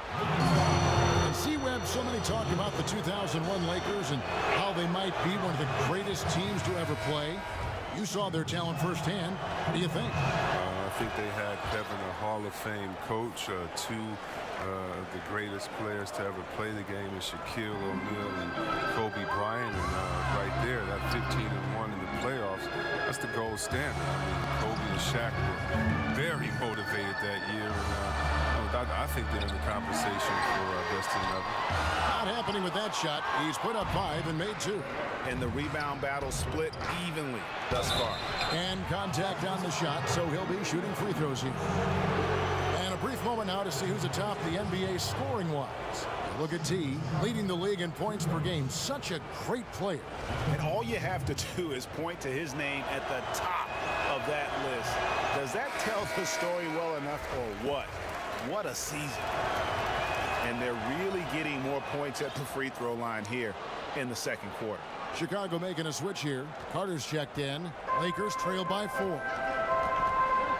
Here's Giannou, and a beautiful feed leads to a monster jam. This is the unselfishness Ball brings to the table, the definition of a pass-first point guard. I mean, you talk about the mystique and allure of Los Angeles. The Lakers are undoubtedly the number 1 show in L.A. Truly one of the great franchises in the NBA. And with the legacy and the history of the Los Angeles Lakers comes the pressure to win. For the organization, they have to be the best. I mean, they have no qualms about going out and going to get a big-time free agent. The players up to the front office, everyone in L.A. feels the pressure to win. Chris, when you were playing, you moved between a couple teams. What's the hardest part about getting traded that fans may not understand? One is your ego. You don't want to usually leave. If you didn't ask for a trade, you don't want to leave that town, that city, the fans, or your players that have become friends. If you happen to be a parent. Look at that jam! I mean, just beautiful. And guys, I don't know that this is the time for that kind of flair. In a close game, the important thing is to get the 2 points, not necessarily the dramatics. Oh, come on. He had to go for that, didn't he? My goodness. It's stolen by Schroeder. Kuzma passes to Schroeder, and stolen by Dunn. Up top, Kukoc shoots over Kuzma. Kukoc can't get it to go. The Lakers trail. And 2 for 1. That's what they'd like to get right now. Yeah, this could come down to the correct play call. Let's see what they do right here. And I love the momentum he's building. Last game, he was just as dominant. Defensively, you know he's feeling good right now. And as the opposing team, you better adjust your scheme accordingly. Oh, and he went for the 2-hander on the slam, using some muscle. Some urgency from him there. Sure. The Lakers making a switch here. White's checked in. And really keeping the ball hopping around here offensively. Kukoc passes to Dawson. Back to Kukoc. Gets it to drop, and now he's shooting at a 5 for 8 clip. He's finally got into rhythm here in the second. His shooting percentage has taken a nice jump. Schroeder looking around. Carter with the block. They get it back. They retain possession. Basket counts. And the Lakers lead by 1. Guys, 7 times the lead has changed hands here now. Yeah, and that number should easily top double figures before it. And that'll do it for the first half. A competitive game so far. Lakers ahead. They lead by...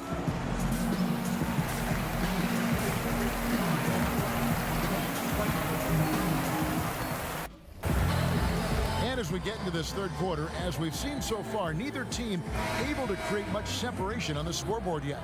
Without question, Kyle Kuzma displaying his skills today. And I loved in that first half that they were patient, looked for good shots, and knocked them down. Yeah, and then it wasn't all dunks. I mean, they were squaring up with confidence, and that became contagious. Third quarter action getting rolling right now, brought to you by Gatorade, all fueled up and ready to go. Here's who's on the floor. So the Lakers 5 right now. Ingram and Kuzma filling up the 3 and the 4. All out there with Hart. And Ingram with the basket on the assist by Ball. Ball's got his 6th assist on the night. Here's Kukoc. And it's Ingram with the rebound. The Lakers in the lead. Here's Hart. Great D on that shot, and it's off the mark. Well, Chicago has gone 3 of 5 from beyond the arc so far tonight. And that'll be 2 free throws coming up. Officials on the call with the foul. It goes on Brandon Ingram. The Bulls have really been struggling with their free throws, only made 5. More misses than makes so far. And he has been grinding away to get himself to the line. It hasn't always turned into points, but he's doing a lot of the dirty work for them. How about Lauri Markkanen out of Finland? Love his game. He comes from a family of athletes. Both his parents played basketball at a high level.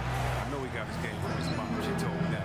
His older brothers both made the pro ranks, one in soccer, the one in hoops. His family, skilled.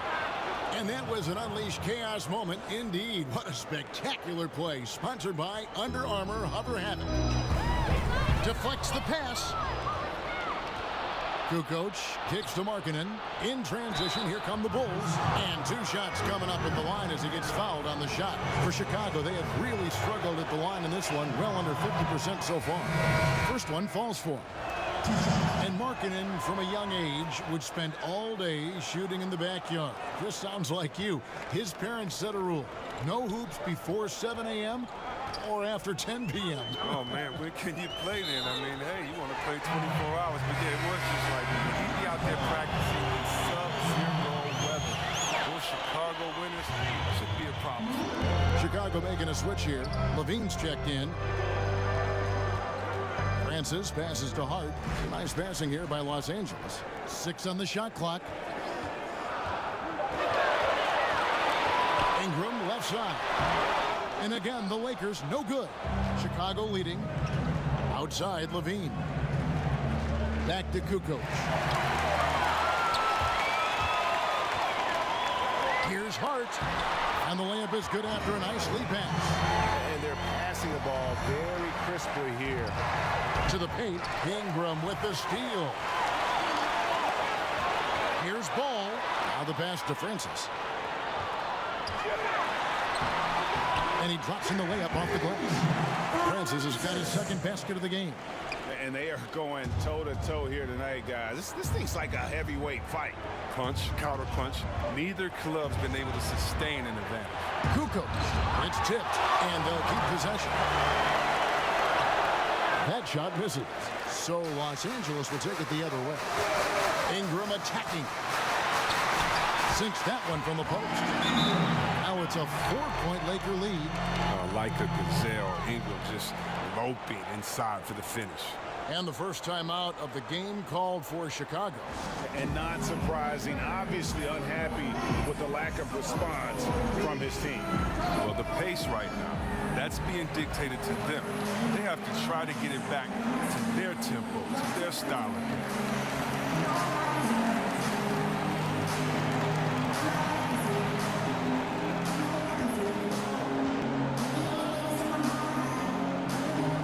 Changes for Chicago. Weaver's checked in, and Dunleavy's subbed in for early. Bulls trailed by 4. To the middle, here's Levine. Terrific assist, a nice finish. Solid play all around. And the wily strength of Levine. I mean, he does a great job fending off the defense on the way up.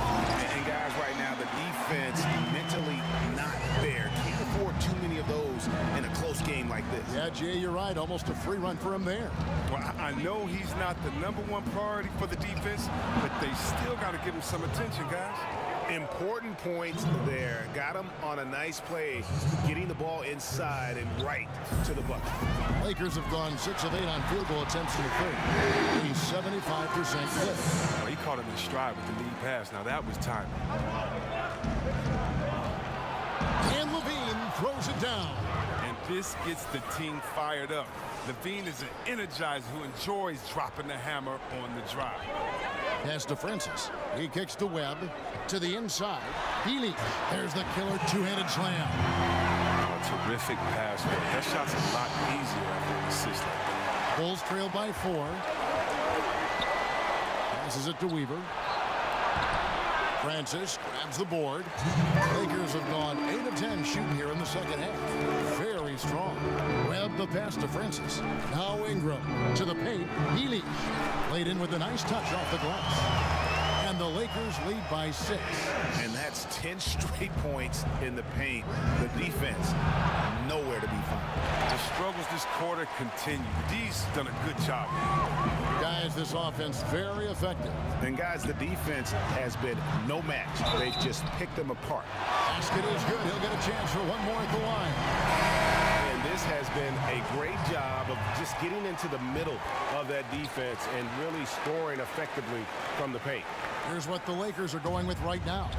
White, he's checked in for Webb, and Kyle Kuzma is subbed in for Brandon Ingram. Good on the bucket. I mean, it's time for him to take over. He's played it cool long enough, and I think he realizes that. Pass to Francis.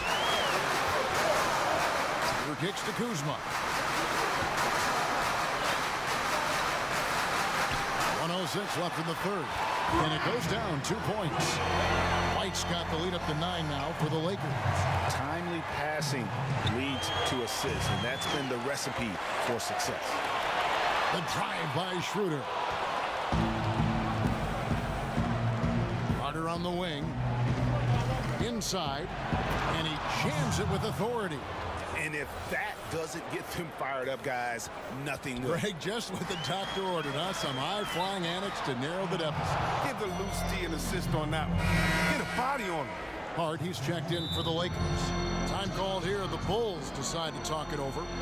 In addition to going over the game plan and making whatever necessary adjustments have to be made, Greg, this timeout also the time for players to get rehydrated or hydrate for the first time with some Gatorade. Plenty of basketball still to be played here, and they have to get recharged. That's a great point. Without proper hydration, a player can completely run out of gas down the stretch of a game, and that's something that none of these guys can afford to have happen.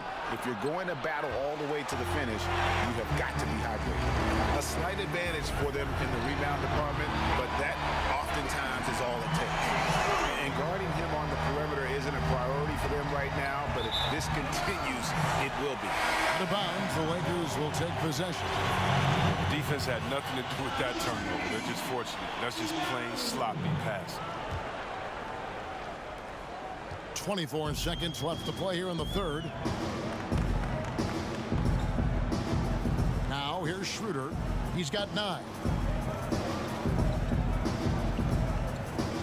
11 seconds left in the third quarter of the game. Shot clock at 5, and Hart has it in the corner. And it's off from three-point range. And so it's the Los Angeles Lakers going into the break with a 10-point lead. And they've done a phenomenal. And a moment now as we take a look at our State Farm assists of the game. And he sliced the D wide open with this feed. They had no chance to prevent that basket. Some changes for the Lakers. Brandon Ingram, he's checked in for Kyle Kuzma. And Ball subbed in for Dennis Schroeder. So for Chicago right now, Markkanen is out there with Kukoc. Then it's Chris Dunn. And it's early in at the small forward. Ball kicks to White. To the paint. Here's Giannou. That's good again. His 7th basket, 7 for 10 from the floor. They've leaned on him tonight, and he's delivered with some great shooting. Down low, trying to go for an alley-oop, but excellent defense and anticipation there to stop it. Fourth quarter of play, and over 3.5 minutes have gone by. Ingram kicks to Hart. To the inside, White. And he floats in for the easy 2. Credit the assist on that one. And some guys just have a nose for scoring, and this one couldn't have been any easier. I mean, I don't know whether to say it's amazing or sad, but you're down double digits and you still allow an uncontested layup. Where is the pride? Where is your heart? I mean, he is just demoralizing his opponent right now on the backboard. They didn't want anything to do with him on that possession, almost like they were just giving up on the play. And he's been doing this for a few games in a row now. We're looking at one of the hottest players in the league. Back to Ingram. Clock at 6.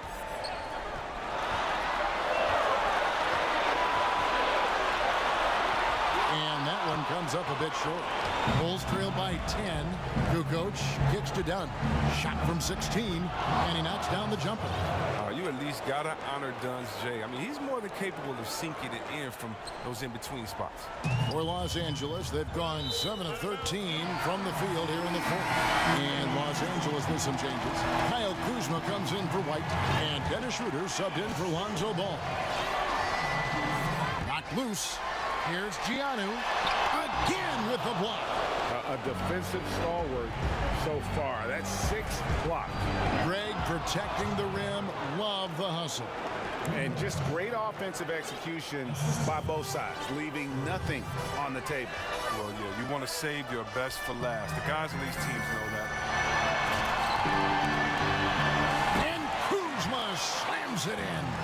It only takes a few buckets for Kuzma to get going. He's a crafty, dangerous scorer. And here's Dunn. He'll bring it up for Chicago. 8-point game. It's tipped. There's 49 seconds left in the fourth quarter. Here's Hart. Kicks it to Schroeder. Now the pass to Kuzma. Over Kukoc. Kuzma can't get it to go. A little ambitious on that possession, trying to hit a shot in the face of that defensive pressure. And now they decide to foul intentionally. And he misses the first one. Boy, he wanted that one to fall. 2 shots. He's able to hit the second one, and that makes it a 7-point lead. And with the time remaining, I'm just not seeing it. Well, you know they like to have some plays back, especially a couple of those stupid ones from earlier. But I tell you what, they'll learn from this. Time called here. The Bulls decide to talk it over. They're trailing by 7. 27 seconds left to play here in the fourth.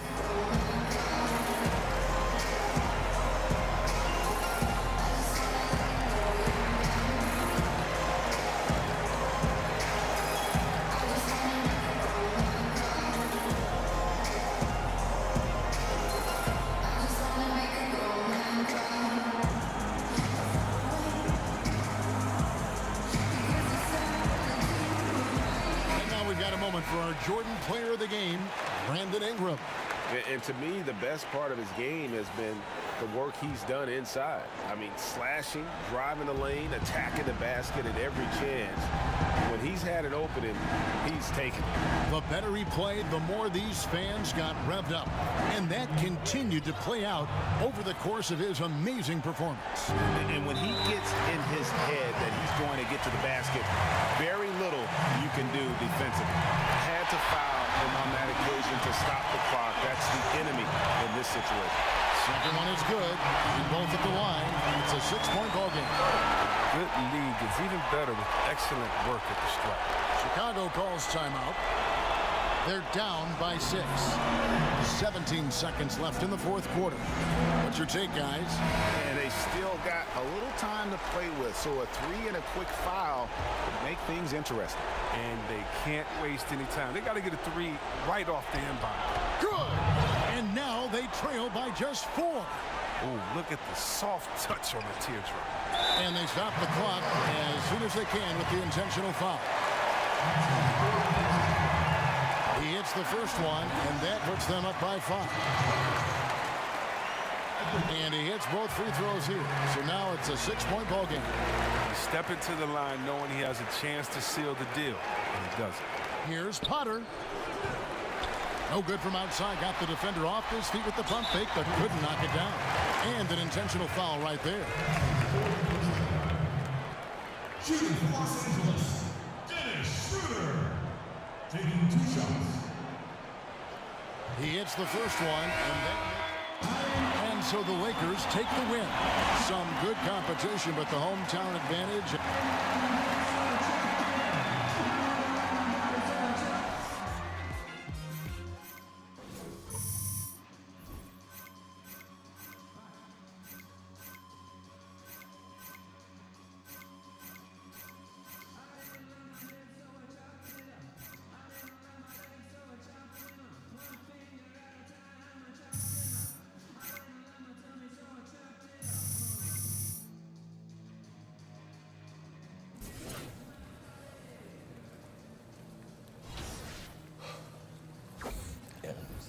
I'm gonna get out with it sometime. Try to get in the court in my house, get out there.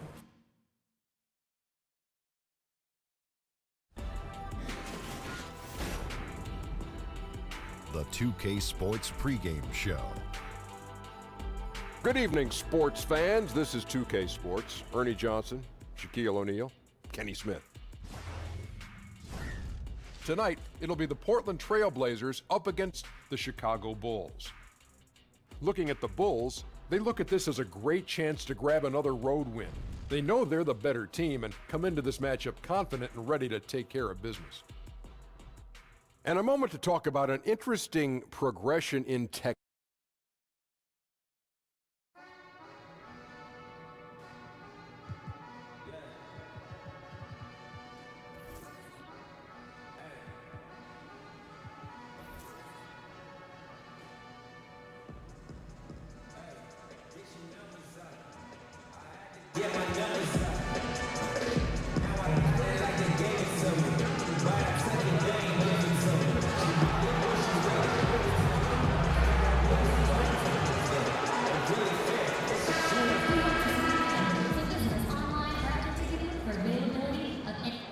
The lights of downtown reflecting off the Willamette River in this terrific look at the picturesque city of Portland. This is 2K Sports broadcasting from Portland, Oregon, as the Trailblazers take it to the hardwood. This is Kevin Harlan alongside Brent Barry and Greg Anthony. We've got David Aldridge reporting from the sideline. For the Portland Trailblazers, they won their last contest, that game against the Suns in Phoenix. Trading blows in that one, they did win by 3. Just a terrific effort off the bench. Guys came in, they seemed fresh, and they all contributed. Well, most of the time, guys come off the bench and just try to stabilize. Tonight, they got some serious points, and when you're on the road, it gives you unanticipated advantages. Now a chance, courtesy of Gatorade, all fueled up and ready to go. The starting 5 on the floor. So for Chicago right now, 2 coaches out there with Earl. Then there's Dunn. Then it's Lowry Markkinen. And featuring 2 of the best bigs in the league, Brent, how impactful is the center position now compared to the way it used to be? One of the things that I think people are still dealing with is just how divergently different the center position has become in the game. And to think that these guys, in what they're asked to do, has just as much importance of the Patrick Ewings, the Akeem Olajuwons, the low post, big-time scorers back to the basket.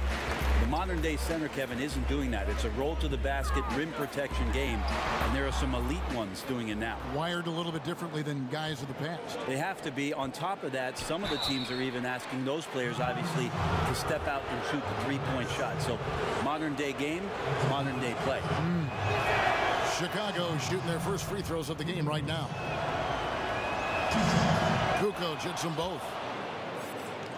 Take a look at the history of the Portland Trailblazers, and part of the NBA since 1970, and the phrase Rip City, which has stuck with the team ever since winning that title back in 1977.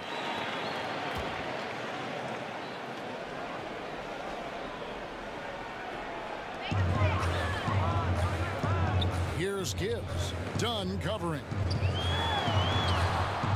And right now they're like a light switch in the off position. 1 of 5 so far.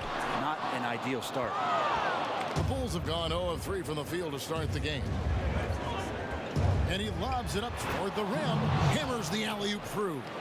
And how sweet a play was that? As sweet as it gets. An exquisite pass to set up the powerful alley-oop dunk. And a tremendous Unleash Chaos replay coming to you courtesy of Under Armour Hover Habit.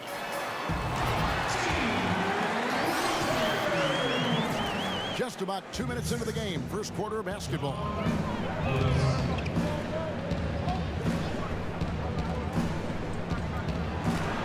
Out to Kukoc. Early, the pass to Markkanen. Over Cato. Markkanen, good. Markkanen's got his first bucket in this one. And for the Blazers, a lot of ups and downs with their history. A lot of wins, but the franchise has been a bit cursed with some major injuries in the last 15 years. You think of guys like Greg Oden, the first pick in the draft, Bill Walton back in the 70s, and the ankle injuries that he had to deal with. That young team felt like they were going to run the West for quite some time, and those injuries really hurt and devastated the fan base in Portland. Both good from the line that time. Well, they depend on him to score, and that doesn't mean just from the field. Sometimes it comes from the charity stripe. Early shot's good. A guy who converts well at the rim, you like to see the aggression there. Yeah, it's the first quarter, and he's already in attack mode, setting the tone right here.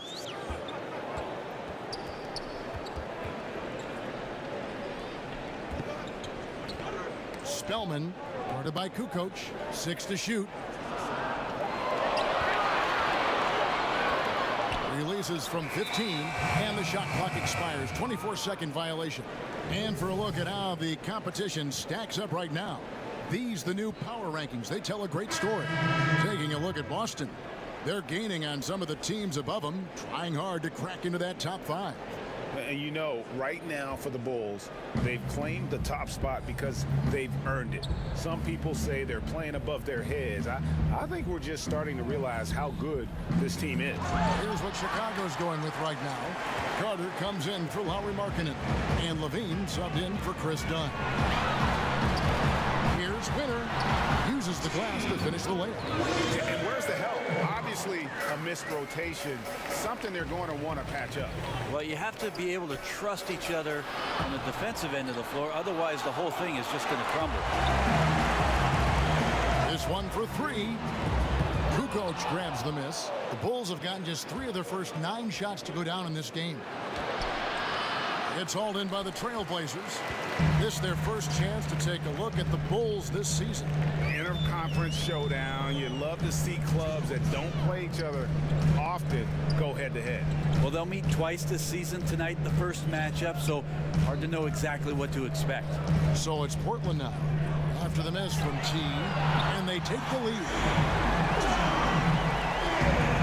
1:43 left here in the first quarter. And that's the kind of lead pass we've come to expect from him. There's 1:34 left to play in the first quarter. Let's go now to the sideline and catch up with David Aldridge.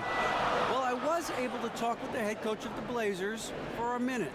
He told me he's looking forward to the matchup tonight. It's their first time against this team, so he is curious to see what his guys do on offense. He said it's important that we're aggressive defensively, that we use our length and shot blocking as a deterrent inside. We'll see if they can be successful tonight. Kevin, back to you. Thank you, David. Their game plan appears to be putting that defense front and center in this one. Yeah, and that's where they're going to put their energy early on. They don't want this to become a run-and-gun type of game. They've got the kind of defense, I think, GA set up so that that doesn't happen. As aggressive as they are at that end, it's very hard to make it a high-scoring game against this team. And Portland has possession. The Bulls getting the bucket. They get a hand on it. It's stolen by Early. Levine kicks to Kukoc. Here's Potter. It's good. He makes his first shot of the game. Fantastic ball movement. They're picking them apart with their passing. 30 seconds left here in the opening quarter. Here's Gibbs. Drains the three-pointer. 6 points for him. And this is what it's all about, guys. The competitive spirit, the energy that we're seeing. This one's got the feeling like it's going to go down to the wire. And if it does, as evenly as these two teams have played here, it's anyone's guess who's going to come out on top.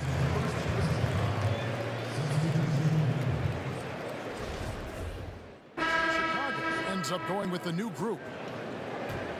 Trailblazers trail by 7, so the Bulls 5 right now. We've got Kukoc. He's out there with Markkanen. Early out there with Chris Dunn. Pass to Gibbs. The baseline J. Markkanen pulls it in. Markkanen's got 4 rebounds now tonight. And this sort of awesome dunk is one of the reasons this team is in charge of this game. Well, there's a swagger out there. You can see it on the court that they possess and are not afraid to show it either. And really nothing like a good old-fashioned throwdown to get a team going. And Greg, they do need to get going. They wouldn't mind, shaving a couple more points off that lead right away. Yeah, they should bring out a big razor right now, Kevin. A great start, an aggressive move to show they're not going to lay down. He didn't score the ball much in the first quarter, but he has been really, really solid during the second quarter. I expect a big game from him now. Brent, the league playing at a faster pace overall now. Will there ever come a time when every team will play with that same speed? No, because one team will always be faster than the next. So it's never going to be exactly for every ball club. And as you and I have talked several times, Kevin, you got to play to your strengths. And even though teams are finding more positionless basketball players, some of these guys have attributes to their game where you want to get them in certain positions. That takes time. It's all about personnel. It's all about your personnel. And again, putting those guys in the proper place where they can succeed more often. And the Trailblazers making a change here. Yeah, nice job of drawing the contact and creating opportunities at the line. 1:53 left to play in the first half. Out to the wing.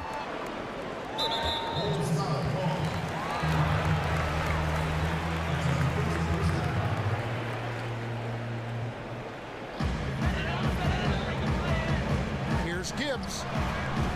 Well, he's gotten shots up, but they're not finding the rim. The squad's suffering because of it right now. A bit out of rhythm. That's tipped. 1:27 left in the second quarter. Winner. That's good, and he's now 3 for 4 from the field. And they've repeatedly probed inside in the first half, guys, and it's paid off. Down low.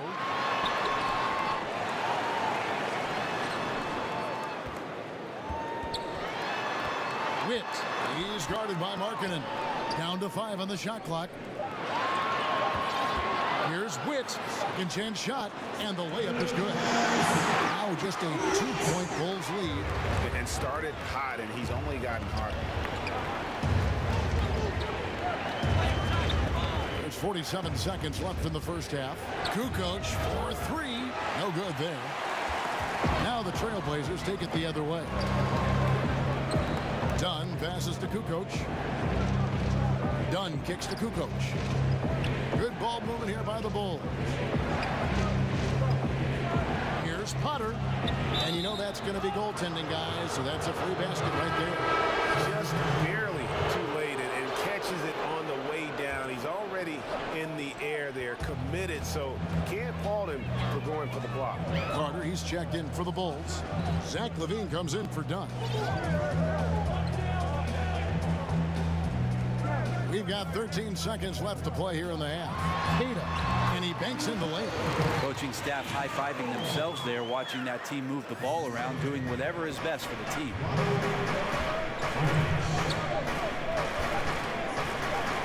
Back to Kukoc. And some nice defense there to end the quarter. So that'll be it for the first half. All right, thank you, David. And folks, don't go away. After the break, we'll see you.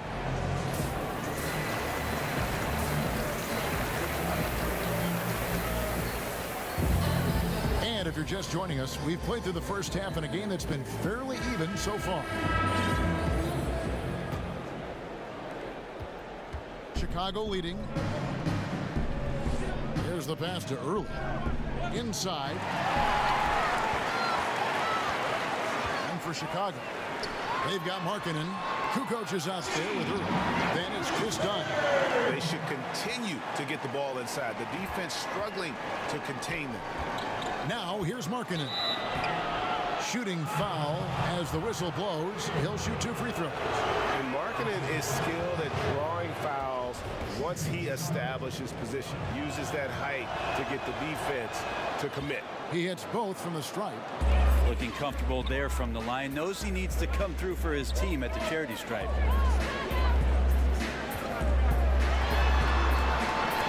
Here's Witt. Misses off the right iron. And Chicago shooting with confidence, 50% from the field so far. And keeping us updated from the sideline, let's swing it over to David Aldridge. Well, guys, T in that last outing against the Lakers put on a show. He scored 26 points and was a force on defense, knocking away shots every second he was on the floor. That game was just the latest example of how hot he's been. We'll see if anyone can cool him down tonight, Kevin. All right, David, thanks. He lifted his game to an unreal level that night. Yeah, he showed how dangerous he is when he's at his best. And, man, he'd love to keep that hot streak going here tonight. Would you guys be surprised if he doesn't keep it going? I mean, the only way to follow up a game like that is with an even better one. Here's Early. Portland knocking down that triple moments ago. Markkanen passes to Kukoc. Count that one. Kukoc has got 8. And you got to like the vision for Markkanen. I mean, a big man who knows how to find the open man. To the left wing.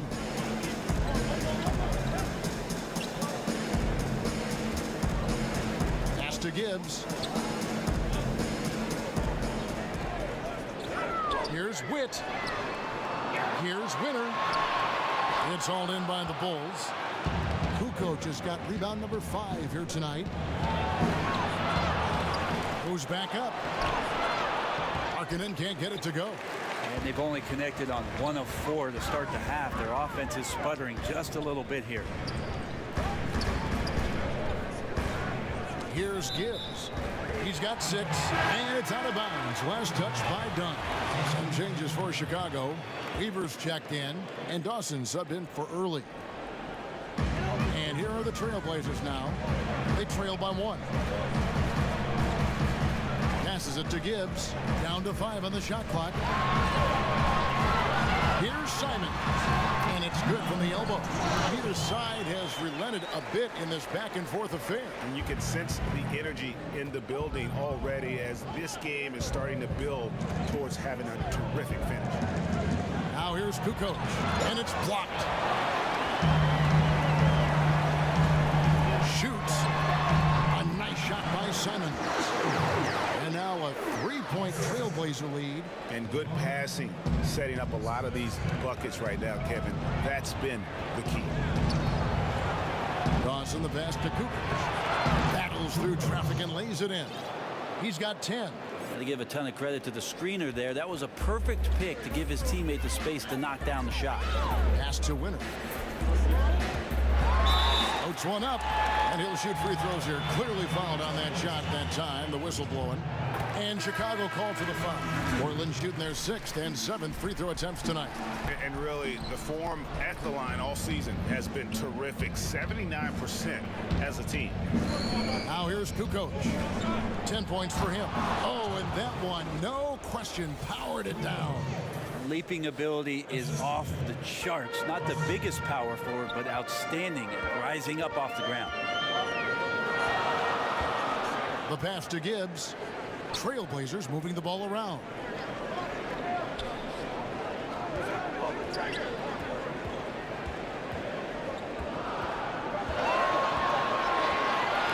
Puts up a 3. Kukoc grabs the miss. Kukoc has got his 7th rebound of the game with that last one. Ooh. Okay. That's how you attack. Wow. And guys, I don't know that this is the time for that kind of flair. In a close game, the important thing is to get the 2 points, not necessarily the dramatics. Oh, come on. He had to go for that, didn't he? My goodness. Here's Simons. He's averaging just around 8.5 points a game. Kukoc grabs the miss. Kukoc has got rebound number 8 now on the night. Plenty of daylight on that shot. Kukoc has got 10 points now just in this quarter. Mindset right now is pretty strong. Superb at staying aggressive, and right now stringing some plays together. Inside. Score the bucket. He's made 5 so far, shooting a very clean 5 of 7. Important points there. Got him on a nice play, getting the ball inside and right to the bucket. And the first time out of the game called for Chicago. And ladies check in for the Bulls. And a lot of fans and players interested to see how this thing all turns out. Look at T. And getting the kind of attention you'd expect for a player having the kind of season he's having. And it seems like the anticipation just continues to build each year around this time of the season. Gonna be a fantastic weekend. And here are the numbers for T. Just an incredible month of basketball. He's averaging 35 points, 7 assists, and 8 rebounds. And just look at those scoring totals. He's been doing what he does best, putting points on the board. His instincts naturally are to score the basketball. That ability to find the creases in the defense is something you just don't teach, and it's awesome. Carter pulls it in. Bulls had gone 5 of 9 on field goal attempts since halftime. And Dawson kicks to Dunleavy. In the corner, it's Levine. Here's Kukoc. Howard down after the assist. Let him into the lane. Oh, and he went for the two-hander on the slam, using some muscle. Some urgency from him there. Sure. Passes it to Winner. We've got 28 seconds left to play here in the third. And it's out of bounds to Portland. They'll retain possession. Early, he's checked in for Dawson.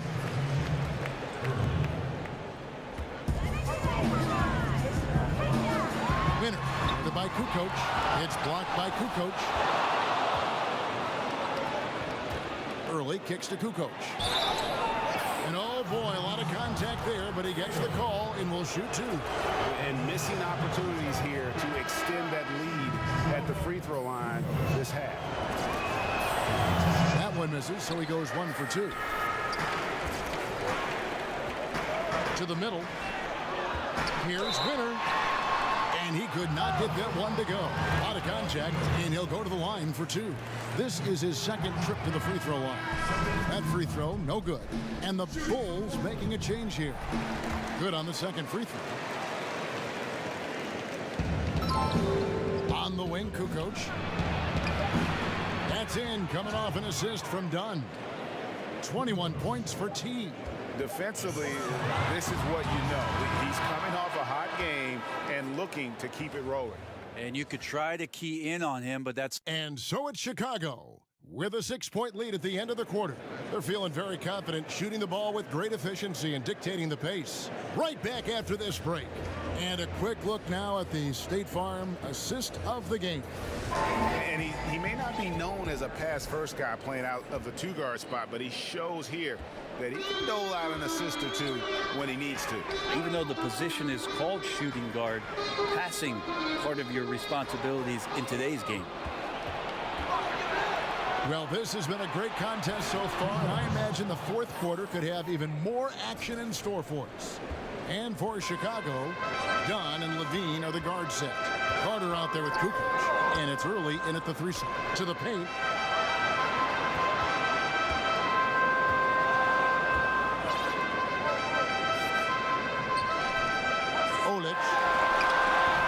And he overshot that one, missing. The Bulls leading by 8.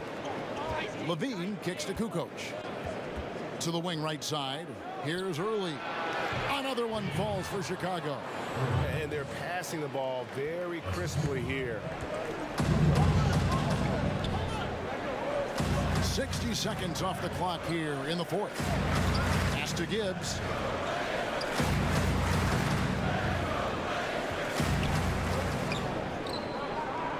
Silvestre, guarded by Levine. Silvestre, 11 feet out, and he hits it. Here's Levine. The feed to Kukoc. Good ball movement here by the Bulls. Early kicks to Carter. Down low. Boom, he jams it straight down. Well, him dominating the offensive end is what accounts for this lead. Just a very difficult guy to stop once he gets going. Now a timeout called by Portland. One guy who's been getting it done is T. And he just keeps hitting shot after shot. They need to design a way to deny him the basketball. Make someone else beat Several teams changing it up here. Okay, well, let's check in with David Aldridge, who's reporting.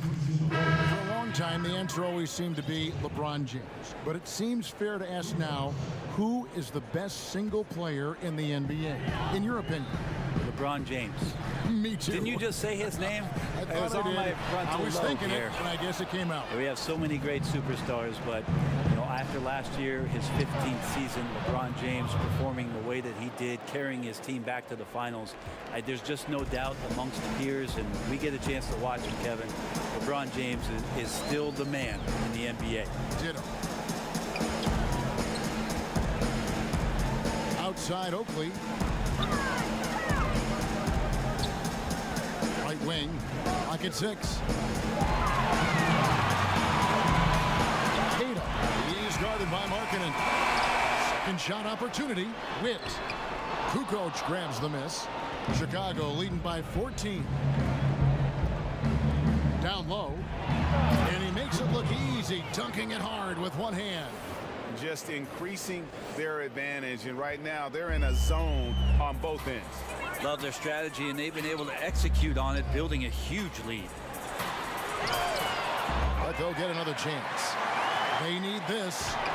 And the rebound collected by Early. Chicago's gone 3 of 4 from long range in the game. And this is going to end in a lopsided victory. I love the tenacity and aggressiveness, as well as the ability to close. You really got to give it up here for the Bulls. A beautiful pass doesn't always get you on the highlight reels, but there were some spectacular dishes in this game. But you know what? It was a team that was in sync and just trusted one another to take the right shots. And this will make it 36 wins on the year for them. And so they'll take the first game of the season series, a team they'll only see twice. They're certainly happy to start it off with a win. And we watched one guy all night long, guys, and looking at the stats just confirms what a dominant game he had. What a night tonight it was for T.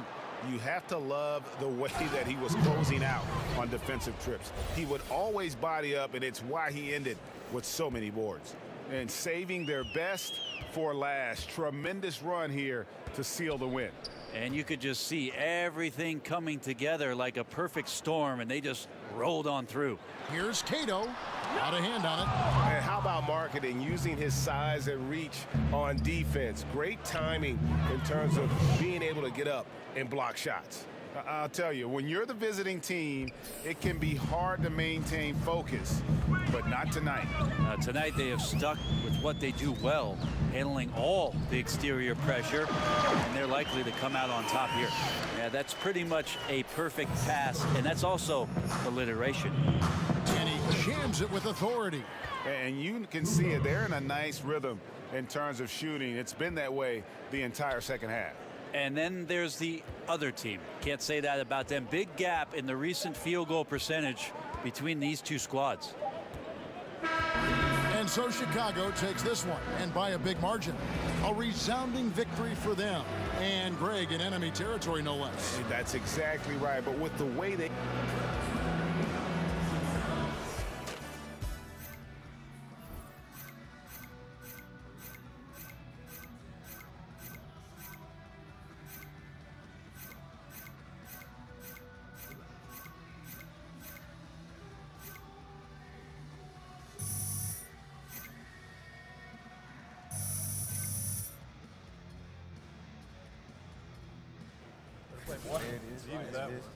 Big win, fellas. Man, that was on fire. Man. Keep it up.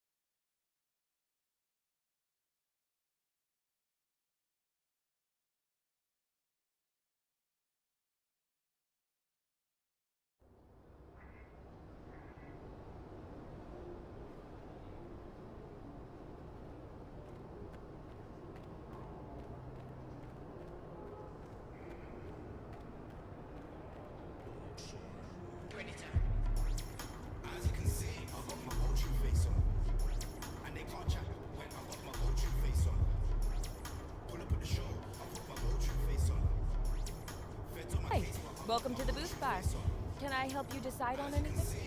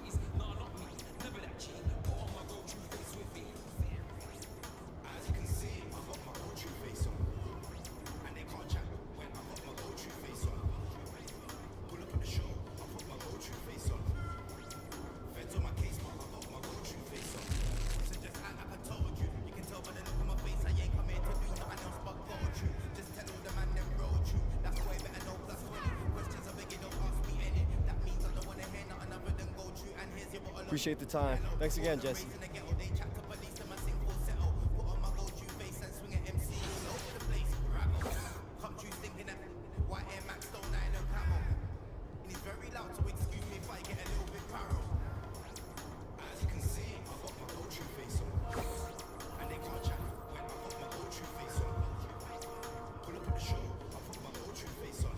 Hey, AI, I caught your highlights last night. Oh, you're doing great.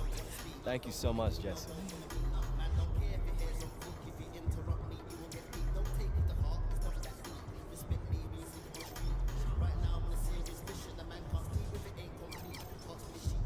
Great choice. That's a difference maker. You know what? Not for me today. Thanks, though. You bet.